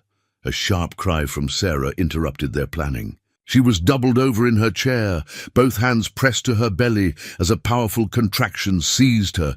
That's the strongest one yet, she gasped as the pain subsided. They're getting closer together. Mary immediately shifted into professional mode, gathering her medical supplies and approaching Sarah with the calm efficiency that had made her invaluable during frontier emergencies. How long between contractions? She asked, checking Sarah's pulse. Maybe 10 minutes. They started about an hour ago. Sarah's face was pale but determined. Perfect timing, as usual. Bear felt the rifle grow heavier in his hands as he realized they were about to face Roberto's confrontation while Sarah was in active labor. The timing couldn't have been worse, or perhaps, given Roberto's calculating nature, it was exactly what he'd planned. We need to get Sarah to bed, Mary instructed. Lucy, can you help me prepare the birthing area? Elena, keep working on those baby clothes. We're going to need them sooner than expected. As the women mobilized around Sarah's labor, Bear remained on the porch, watching the trail with growing tension. Somewhere down that mountain path, Roberto was preparing for a confrontation that would determine whether Elena returned to a marriage built on legal technicalities and wounded pride, or stayed with a family that had formed through love and mutual support.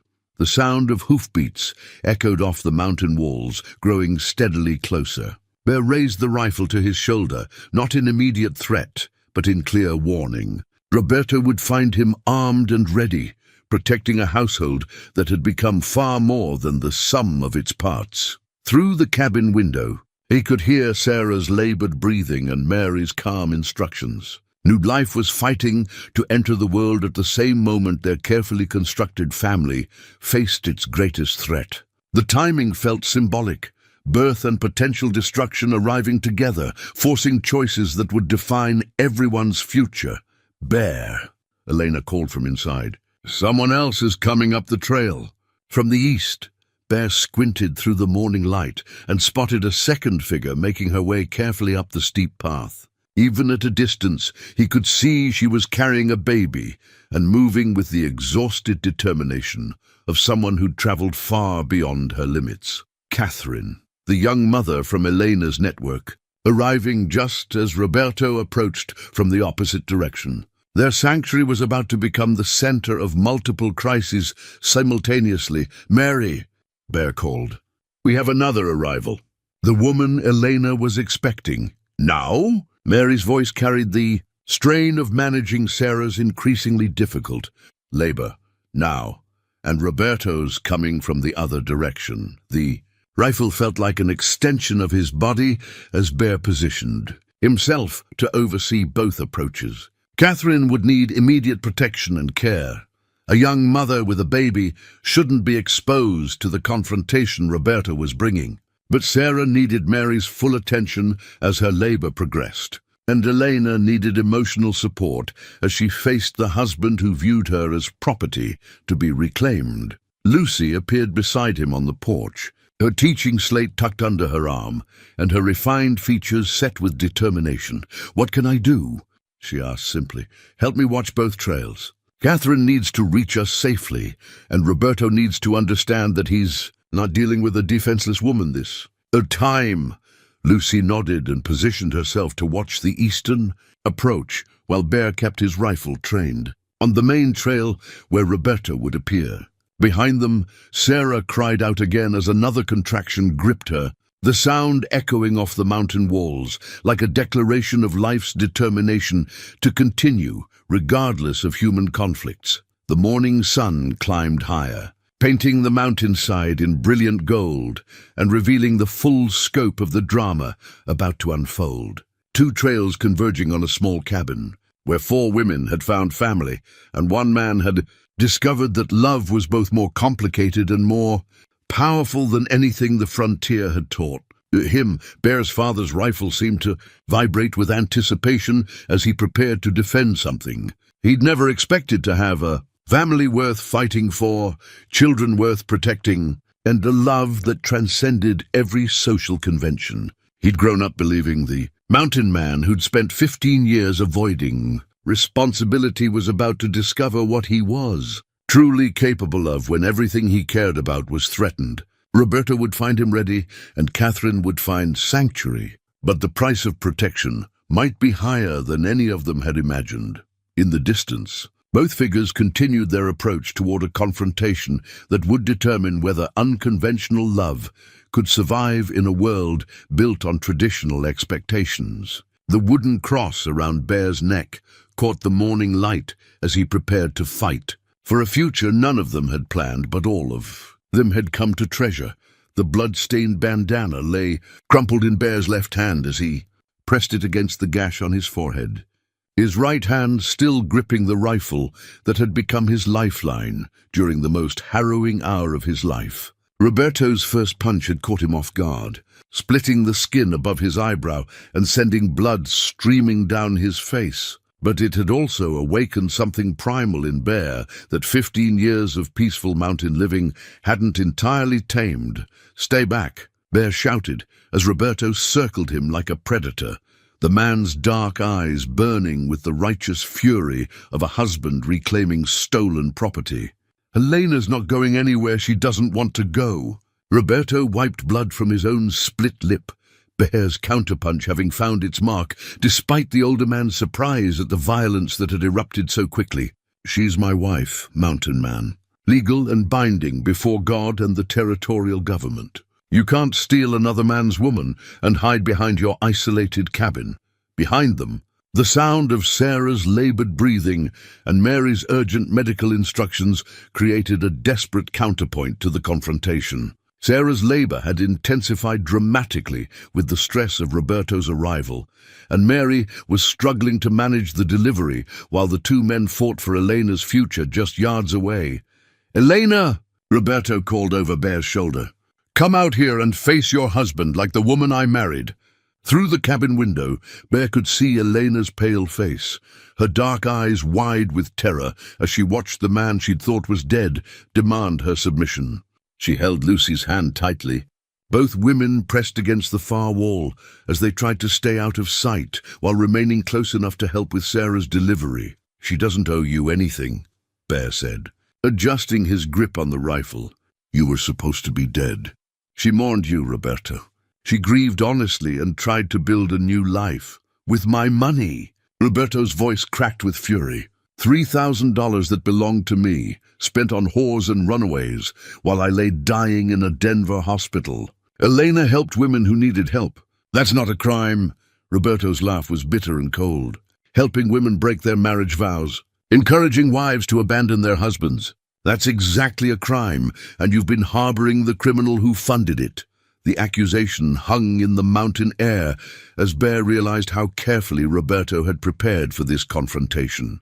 The man hadn't just come to reclaim his wife. He'd come, armed with legal arguments that could destroy, not just Elena, but the entire network of women who'd found freedom through her generosity. A sharp cry from inside the cabin indicated Sarah's labor was reaching its critical stage. Bear's attention wavered for just a moment, but it was enough. Roberto lunged forward, grabbing for the rifle with the desperate strength of a man who knew this confrontation would determine the rest of his life. The two men grappled for control of the weapon, their boots slipping on the rocky ground as they fought with the intensity of animals defending territory. Roberto was smaller, but fueled by legal righteousness and wounded pride.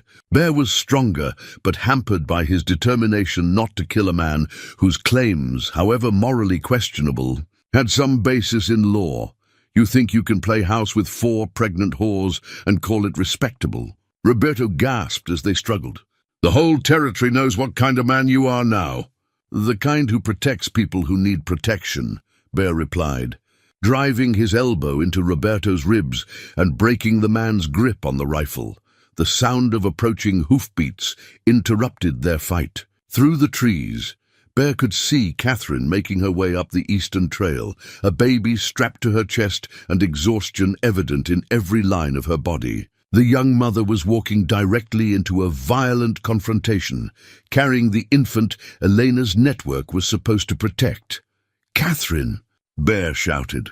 "Stay back!" "Go to the trees." But Catherine was too exhausted and disoriented to understand the warning. She continued up the trail, her baby crying weakly as she stumbled toward what she thought was sanctuary. Roberto spotted her immediately, and his eyes lit up with cruel understanding. "Another one of Elena's strays. How convenient. We can settle multiple accounts today." He broke away from Bear and ran toward Catherine, his intentions clear. If he couldn't reclaim Elena through force or legal argument, he could destroy her by exposing the network she'd used to help other women escape. Bear raised the rifle and fired a warning shot over Roberto's head, the crack echoing off the mountain walls like thunder. Roberto froze but didn't retreat, his hands raised in mock surrender. "You going to shoot an unarmed man for trying to stop criminal activity?" Roberto called. "That'll look good to the territorial marshal when he investigates." The standoff stretched between them as Catherine finally realized she'd walked into danger. She backed toward the tree line, clutching her baby and looking for cover, but Roberto was positioned to cut off her retreat. From inside the cabin came Sarah's final cry of labor, followed by the unmistakable sound of a newborn baby's first breath. In the midst of violence and confrontation, new life had entered the world, a reminder of what was truly at stake in this mountain clearing. "Elena!" Roberto shouted again. Your lover just threatened to murder your legal husband. Come out and face the consequences of your choices." But instead of Elena, it was Mary who appeared in the cabin doorway, her medical apron stained with blood, and her face fierce with the protective anger of someone who just delivered new life into a world suddenly full of threats. "Roberto Vasquez," she said, her voice carrying the authority of someone accustomed to life-and-death decisions. "You need to leave now. I need to reclaim my wife and the money she stole. Elena didn't steal anything. The mine paid death benefits based on their mistake, and she used that money to help people who needed help." Mary stepped fully onto the porch, a surgical knife glinting in her hand. "She's also 7 months pregnant and in no condition to travel. The child she's carrying isn't mine." "No," Mary agreed. "But it's still a child that deserves protection. And Elena is still a woman who deserves better than being treated like property." Roberto's face twisted with frustration as he found himself facing not just Bear's rifle, but the collective determination of women who'd formed their own sense of justice. Behind Mary, Elena finally appeared, her dark hair loose around her shoulders and her hand resting protectively on her belly. "Roberto," she said quietly, her voice carrying sadness rather than fear. "I thought you were dead. I mourned you honestly. What happened after that? What happened was adultery and theft. What happened was grief and healing, and the discovery that love comes in forms we don't expect." Elena stepped beside Mary, presenting a united front. "I won't come back to a marriage built on legal technicalities and wounded pride." Roberto's hand moved to his belt, where Bear noticed for the first time the outline of a knife handle. The man had come prepared for violence, and legal arguments were clearly his second choice. "Then you've chosen your path," Roberto said, his voice dropping to a dangerous whisper. "And I'll make sure everyone knows what kind of path it is." The blood-stained bandana in Bear's hand seemed to pulse with his heartbeat as he realized this confrontation was far from over. Roberto wouldn't leave empty-handed, and he wouldn't let Elena's defiance go unpunished. The mountain man who'd spent his life avoiding exactly these kinds of deadly conflicts was about to discover that some fights couldn't be avoided when everything you loved was at stake.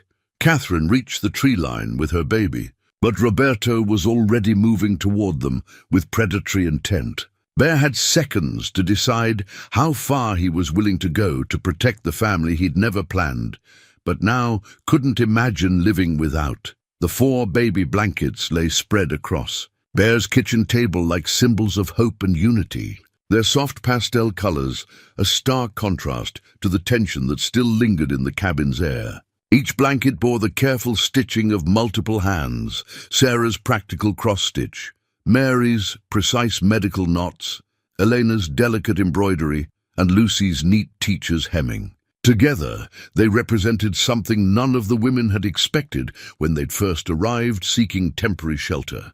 Collaborative motherhood. "She's beautiful," Lucy whispered, gazing down at Sarah's newborn daughter sleeping peacefully in the yellow blanket they designated for the first arrival. "Look at those tiny fingers." Sarah, exhausted but radiant, adjusted the baby in her arms with the instinctive grace of new motherhood. "I keep thinking about the timing, how she decided to arrive right in the middle of all that chaos with Roberto. Maybe she knew we needed something good to focus on," Mary suggested, completing her examination of both mother and child. "Babies have their own wisdom about when to make their entrance."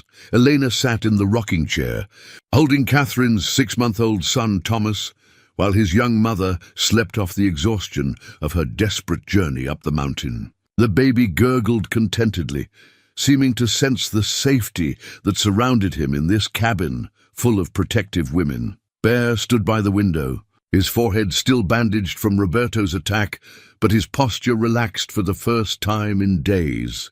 Through the glass, he could see the grave markers he'd placed that morning, not for people, but for the end of Roberto's threats and the beginning of something entirely new.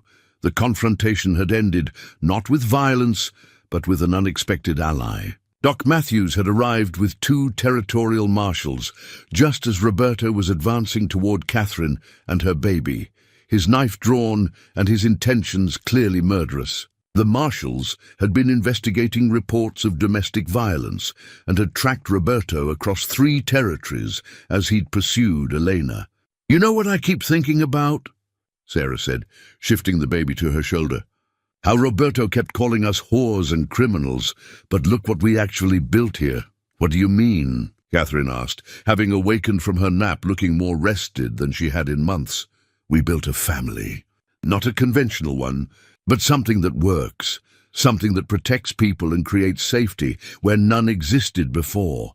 Bear turned from the window to look at the 6 women and 2 babies who now filled his once solitary cabin. Catherine had proven to be a skilled seamstress, her experience making clothes for her baby translating into valuable domestic skills. Her presence had completed something none of them had realized was missing, a sense of generational continuity. With Catherine's toddler playing alongside the newborns, who were still arriving, the marshals were impressed with what they found here, Bear said, thinking about the conversation that had followed Roberto's arrest.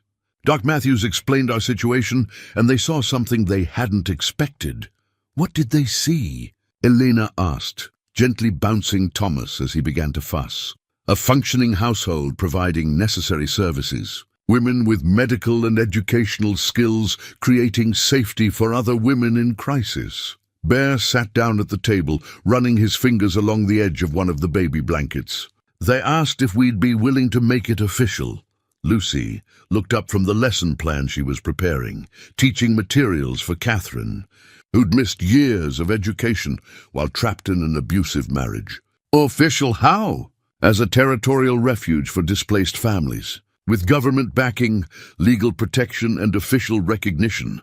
Bear met each woman's eyes in turn. "They're offering us a charter as a frontier family assistance station." The implications of the offer settled over the group like a blessing.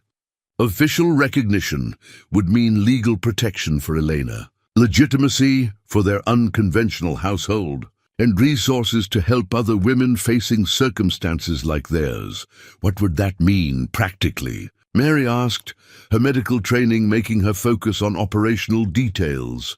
"It would mean salary support for your medical services, funding for Lucy's educational programs, and legal backing for the refuge network Elena helped create." Bear picked up Sarah's baby blanket, feeling the careful stitches that represented hours of patient work. "It would also mean marriage to legitimize our household in official records." "Marriage to whom?" Sarah asked with a gentle smile that suggested she already knew the answer. "To all of you who want it. Territorial law allows for household partnerships when providing essential frontier services. It's not conventional marriage, but it's legal recognition of our family structure." Elena's eyes filled with tears as she realized the offer meant freedom from Roberto's legal claims and social legitimacy for the child she carried. "They would accept our arrangement? They would officially recognize it as a frontier family serving territorial needs," Bear confirmed. "The marshals said it's not the first time they've seen unconventional households form to provide services no one else could offer." Catherine looked around the group with wonder. "You would include me in this? I just arrived, and I have nothing to contribute except problems." "You have everything to contribute," Lucy said firmly. "Another pair of hands, another perspective, another person who understands what it means to need sanctuary." Mary began organizing the medical supplies she'd need for the other births still coming. "It would also mean expanding our operation to help more women like you, women who need somewhere safe to recover and plan their futures." Bear stood up and walked to the fireplace, where his father's rifle hung above the mantel. The weapon had served its purpose in protecting his family, but he hoped it would remain decorative rather than necessary in their new official capacity. "What about the community petition?" Elena asked. "Cedar Ridge still expects you to choose one wife and send the others away. Cedar Ridge will have to accept that the territorial government has made a different decision," Bear replied. Official recognition trumps local moral outrage. Sarah's baby began to cry, and immediately all the women responded. Elena offering to take her, Mary checking for signs of hunger or discomfort, Lucy preparing a warm cloth, Catherine sharing her experience with infant care. The collaborative response reminded Bear of why their household worked, despite violating every social convention he'd grown up believing. "There's one more thing," he said, reaching into his pocket for the document Doc Matthews had left behind. "The marshals brought this."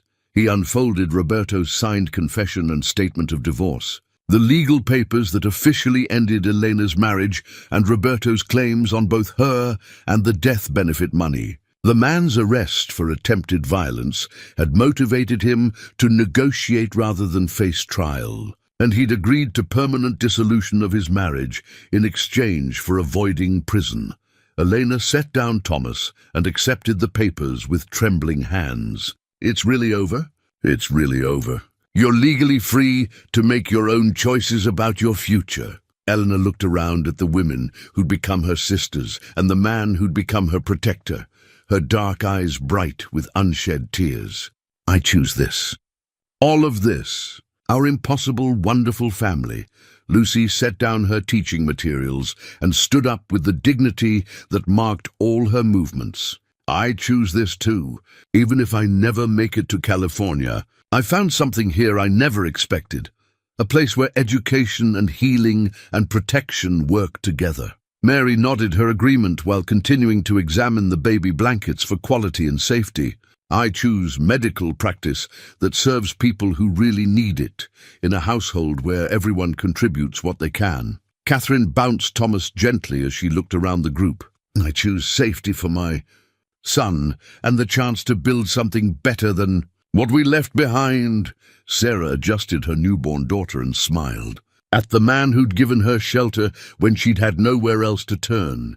"I choose the family we've accidentally created, and the children who'll grow up thinking this arrangement is completely normal." Bear felt the wooden cross around, his neck warm against his chest as he realized his mother's dreams about faith and family had come true in ways she never could have imagined. Sometimes families formed not through traditional paths, but through circumstances that brought people together in their greatest need. The baby blankets on his table represented more than preparation for new arrivals. They symbolized the collaborative love that had transformed his solitary existence into something rich and complex and beautiful. 4 women, soon to be 5, and children who would grow up surrounded by multiple mothers, protected by a man who discovered that responsibility was a gift rather than a burden. The mountain man, who'd laughed at civilization's complications, had found himself at the center of an arrangement that was both more complex and more functional than anything society offered. His carefully controlled life had become beautifully chaotic, and he wouldn't trade it for all the solitude in the Colorado mountains. Outside, snow was beginning to fall, the first of the winter storms that would isolate their household for months. But inside, surrounded by women who'd chosen to build something unprecedented together, Bear felt nothing but gratitude for the forces that had brought them all to this impossible, perfect moment. The extended family portrait sat proudly on Bear's mantelpiece, its formal composition capturing a moment of unconventional joy that had become the foundation of their new life. In the photograph, Bear stood tall and confident behind a group of 5 women, Sarah, Mary, Elena, Lucy, and Catherine, each holding a baby or toddler, their faces radiating the contentment of people who'd found exactly where they belonged. 6 months had passed since the territorial government had officially recognized the McKinnon Family Assistance Station, and the changes had been remarkable. The original cabin had expanded into a small complex of buildings, each designed to serve the growing number of women and children who sought refuge in the Colorado mountains. What had begun as one overwhelmed man sheltering desperate individuals had evolved into a thriving community that served families across 3 territories. Bear adjusted the wooden cross around his neck as he stood in the doorway of the main house, watching his extraordinary family go about their morning routines. Sarah was teaching her 6-month-old daughter to clap while simultaneously supervising the breakfast preparations. Mary moved between examining newborns and organizing medical supplies, her professional efficiency now supported by official territorial funding. Elena played with Thomas, Catherine's toddler, while her own 3-month-old son slept peacefully in the cradle Bear had crafted. Specifically for multiple babies, Lucy had transformed one of the new buildings into a schoolhouse, where she taught not only the children who lived at the station, but also youngsters from surrounding communities whose parents valued education, regardless of social conventions. Catherine had established a workshop where she taught sewing and domestic skills to women preparing to start new lives after escaping difficult circumstances. The supply wagon from Denver should arrive this afternoon, Mary announced, consulting the ledger that had replaced Bear's simple trading records. Medical supplies, teaching materials, and fabric for Catherine's workshop. Don't forget the toys, Sarah added, bouncing her daughter on her hip. These babies are going to need more entertainment as they get older. Bear smiled as he listened to the domestic planning that now filled his days. The isolation he'd once cherished had been replaced by constant activity, but the chaos felt purposeful in ways his solitary existence never had. They were building something that mattered, not just for themselves, but for every woman who arrived seeking safety and every child who needed protection. The sound of approaching horses interrupted the morning routine. Bear stepped onto the porch and recognized Doc Matthews riding up the main trail, accompanied by a woman Bear didn't recognize, and 2 children who looked exhausted from hard travel. Another arrival, Elena observed, joining Bear on the porch with her baby son in her arms. She looks like she's been traveling for days. Bear nodded and walked down to meet the wagon, his welcoming demeanor automatic after months of receiving desperate families. The woman appeared to be in her 30s, with prematurely grey hair and eyes that held the wariness of someone who'd learned not to trust easily. The children, a boy of perhaps 8 and a girl of maybe 6, stayed close to her side with the protective instincts of youngsters who'd faced adult dangers too early. "This is Mrs. Rebecca Thompson," Doc Matthews said by way of introduction. "She and her children have traveled from Utah Territory. The situation she's fleeing is complicated." Bear helped Rebecca down from the wagon, noting how she flinched slightly at male contact despite his gentle approach. "You're safe here," he said simply. "Whatever brought you this far, it can't reach you on this mountain." Rebecca looked around at the cluster of buildings, the signs of organized domestic life, and the women who were emerging to greet the new arrivals. Her expression shifted from wariness to something approaching hope. "Is it true what they say about this place?" she asked quietly. "That women can start over here no matter what they're running from?" "It's true," Sarah said, approaching with her baby and the warm smile that had made her invaluable in welcoming new residents. "We've all started over here in one way or another." Mary appeared with her medical bag, ready to examine the travelers for health issues after their difficult journey. Lucy brought writing materials to document Rebecca's educational needs and those of her children. Catherine emerged from her workshop with measuring tape, prepared to assess clothing requirements. Elena simply offered a cup of hot coffee, and the understanding smile of someone who'd arrived under similar circumstances. Bear watched his 5 partners work together with the efficiency they'd developed over months of practice.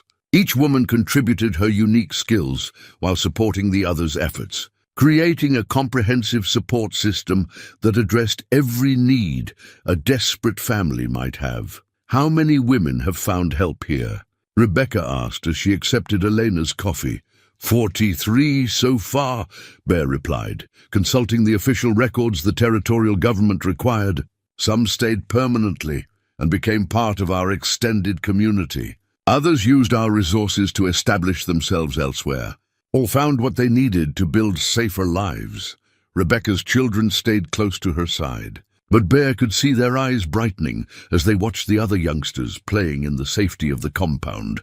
The boy's shoulders relaxed slightly as he realized no adult here seemed angry or threatening. The girl actually smiled when Lucy approached, with a picture book designed to assess reading levels. What would be expected of me if I stayed? Rebecca asked. Contribution according to your abilities and circumstances, Mary replied, completing her quick assessment of the family's health. Everyone here works, but we match responsibilities to skills and situations. What did you do before? Before my husband decided I was too independent and needed to be taught proper submission, Rebecca finished with bitter clarity. I was a bookkeeper for a mercantile company. Numbers have always been easy for me. Bear and the women exchanged glances. Bookkeeping was exactly what their growing operation needed as territorial funding and family assistance requests became more complex. We could use help with financial records, Bear said carefully. The territorial government requires detailed accounting of how we use their support funds, and we're terrible at organizing the business side of what we do, Sarah added with self-deprecating humor. We're much better at the practical care than the paperwork. Rebecca set down her coffee cup and looked around the group with growing interest. You would trust me with your financial records? You don't know anything about my circumstances or why I had to leave Utah. We know you traveled hundreds of miles with 2 children to reach a place you'd only heard about in rumors, Elena said gently. That tells us everything important about your character and your commitment to your family. Lucy knelt down to the children's level, offering the picture book to the little girl. Would you like to see the schoolhouse? We have lots of books and games, and children your age who would love new playmates. The girl looked to her mother for permission, received a nod, and tentatively took Lucy's hand. The boy remained protectively close to Rebecca, but his eyes followed his sister with obvious interest. The children could start school immediately, Lucy continued. No questions about their previous education or family circumstances. We focus on what they're ready to learn now.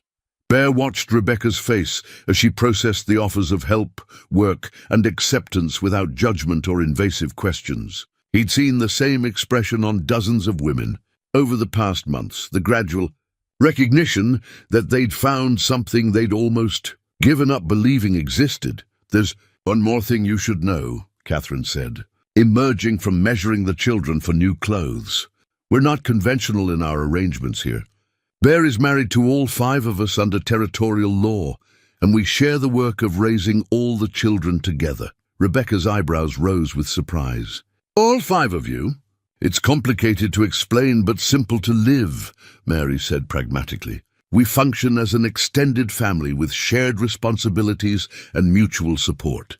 The territorial government recognizes it as a frontier family providing essential services. And it works. Sarah laughed as her baby grabbed at Bear's beard, the sound full of genuine contentment. Better than any of us expected when we first arrived here separately. We've created something that serves everyone's needs, the women and children who need help, the community that benefits from our services, and our own family that keeps growing. Bear looked around at the women who'd transformed his solitary existence into something richer than he'd ever imagined possible. Each had arrived seeking temporary shelter and had instead become part of something unprecedented, a family formed by choice rather than blood, held together by shared purpose rather than social convention. Think about it, he said to Rebecca. Stay as long as you need to decide if this is where you want to build your new life. There's no pressure and no judgment either way. As the day progressed, Bear watched Rebecca begin to relax in ways that suggested her journey to their mountain refuge might indeed be over. Her children responded to the safety and attention with the resilience young people showed when they finally felt protected. The boy eventually joined a game of catch with other youngsters, while the girl settled into Lucy's schoolhouse with the eager hunger of a child who'd been denied educational opportunities. That evening, as the extended household gathered for dinner around tables that had expanded to accommodate their growing numbers, Bear felt the familiar gratitude that filled him whenever he considered how dramatically his life had changed. The mountain man who'd mocked civilization's complications had become the foundation of a community that served society's most vulnerable members, The wooden cross around his neck caught the lamplight as he looked. Around the room, filled with women and children, who'd found safety, purpose, and love in the most unexpected circumstances. His mother's dreams about faith and family had been realized in ways that transcended every social convention she'd known, creating something beautiful from the broken pieces of individual lives. Rebecca sat at the far end of the table, her children on either side of her, watching the organized chaos of a large family sharing a meal. Her expression held wonder and something that might have been hope, the same expression Bear had seen on every woman who'd discovered that their desperate journey up a mountain trail had led them home. The family portrait on the mantelpiece would need updating soon to include Rebecca and her children, assuming they chose to stay. Bear was confident they would. The McKinnon Family Assistance Station had become more than a refuge. It had become a place where people could discover that families formed in the most unexpected ways often turned out to be the strongest, most loving and most enduring of all. Outside, snow was beginning to fall again. But inside their warm, crowded, beautifully chaotic home, Bear McKinnon finally understood what his mother had meant about faith and family. Sometimes the greatest blessings came disguised as the most inconvenient complications, and sometimes love arrived not as a single perfect match, but as an entire community of people who chose to care for each other against all odds. The mountain man had stopped laughing at civilization's rules because he'd learned to create better ones.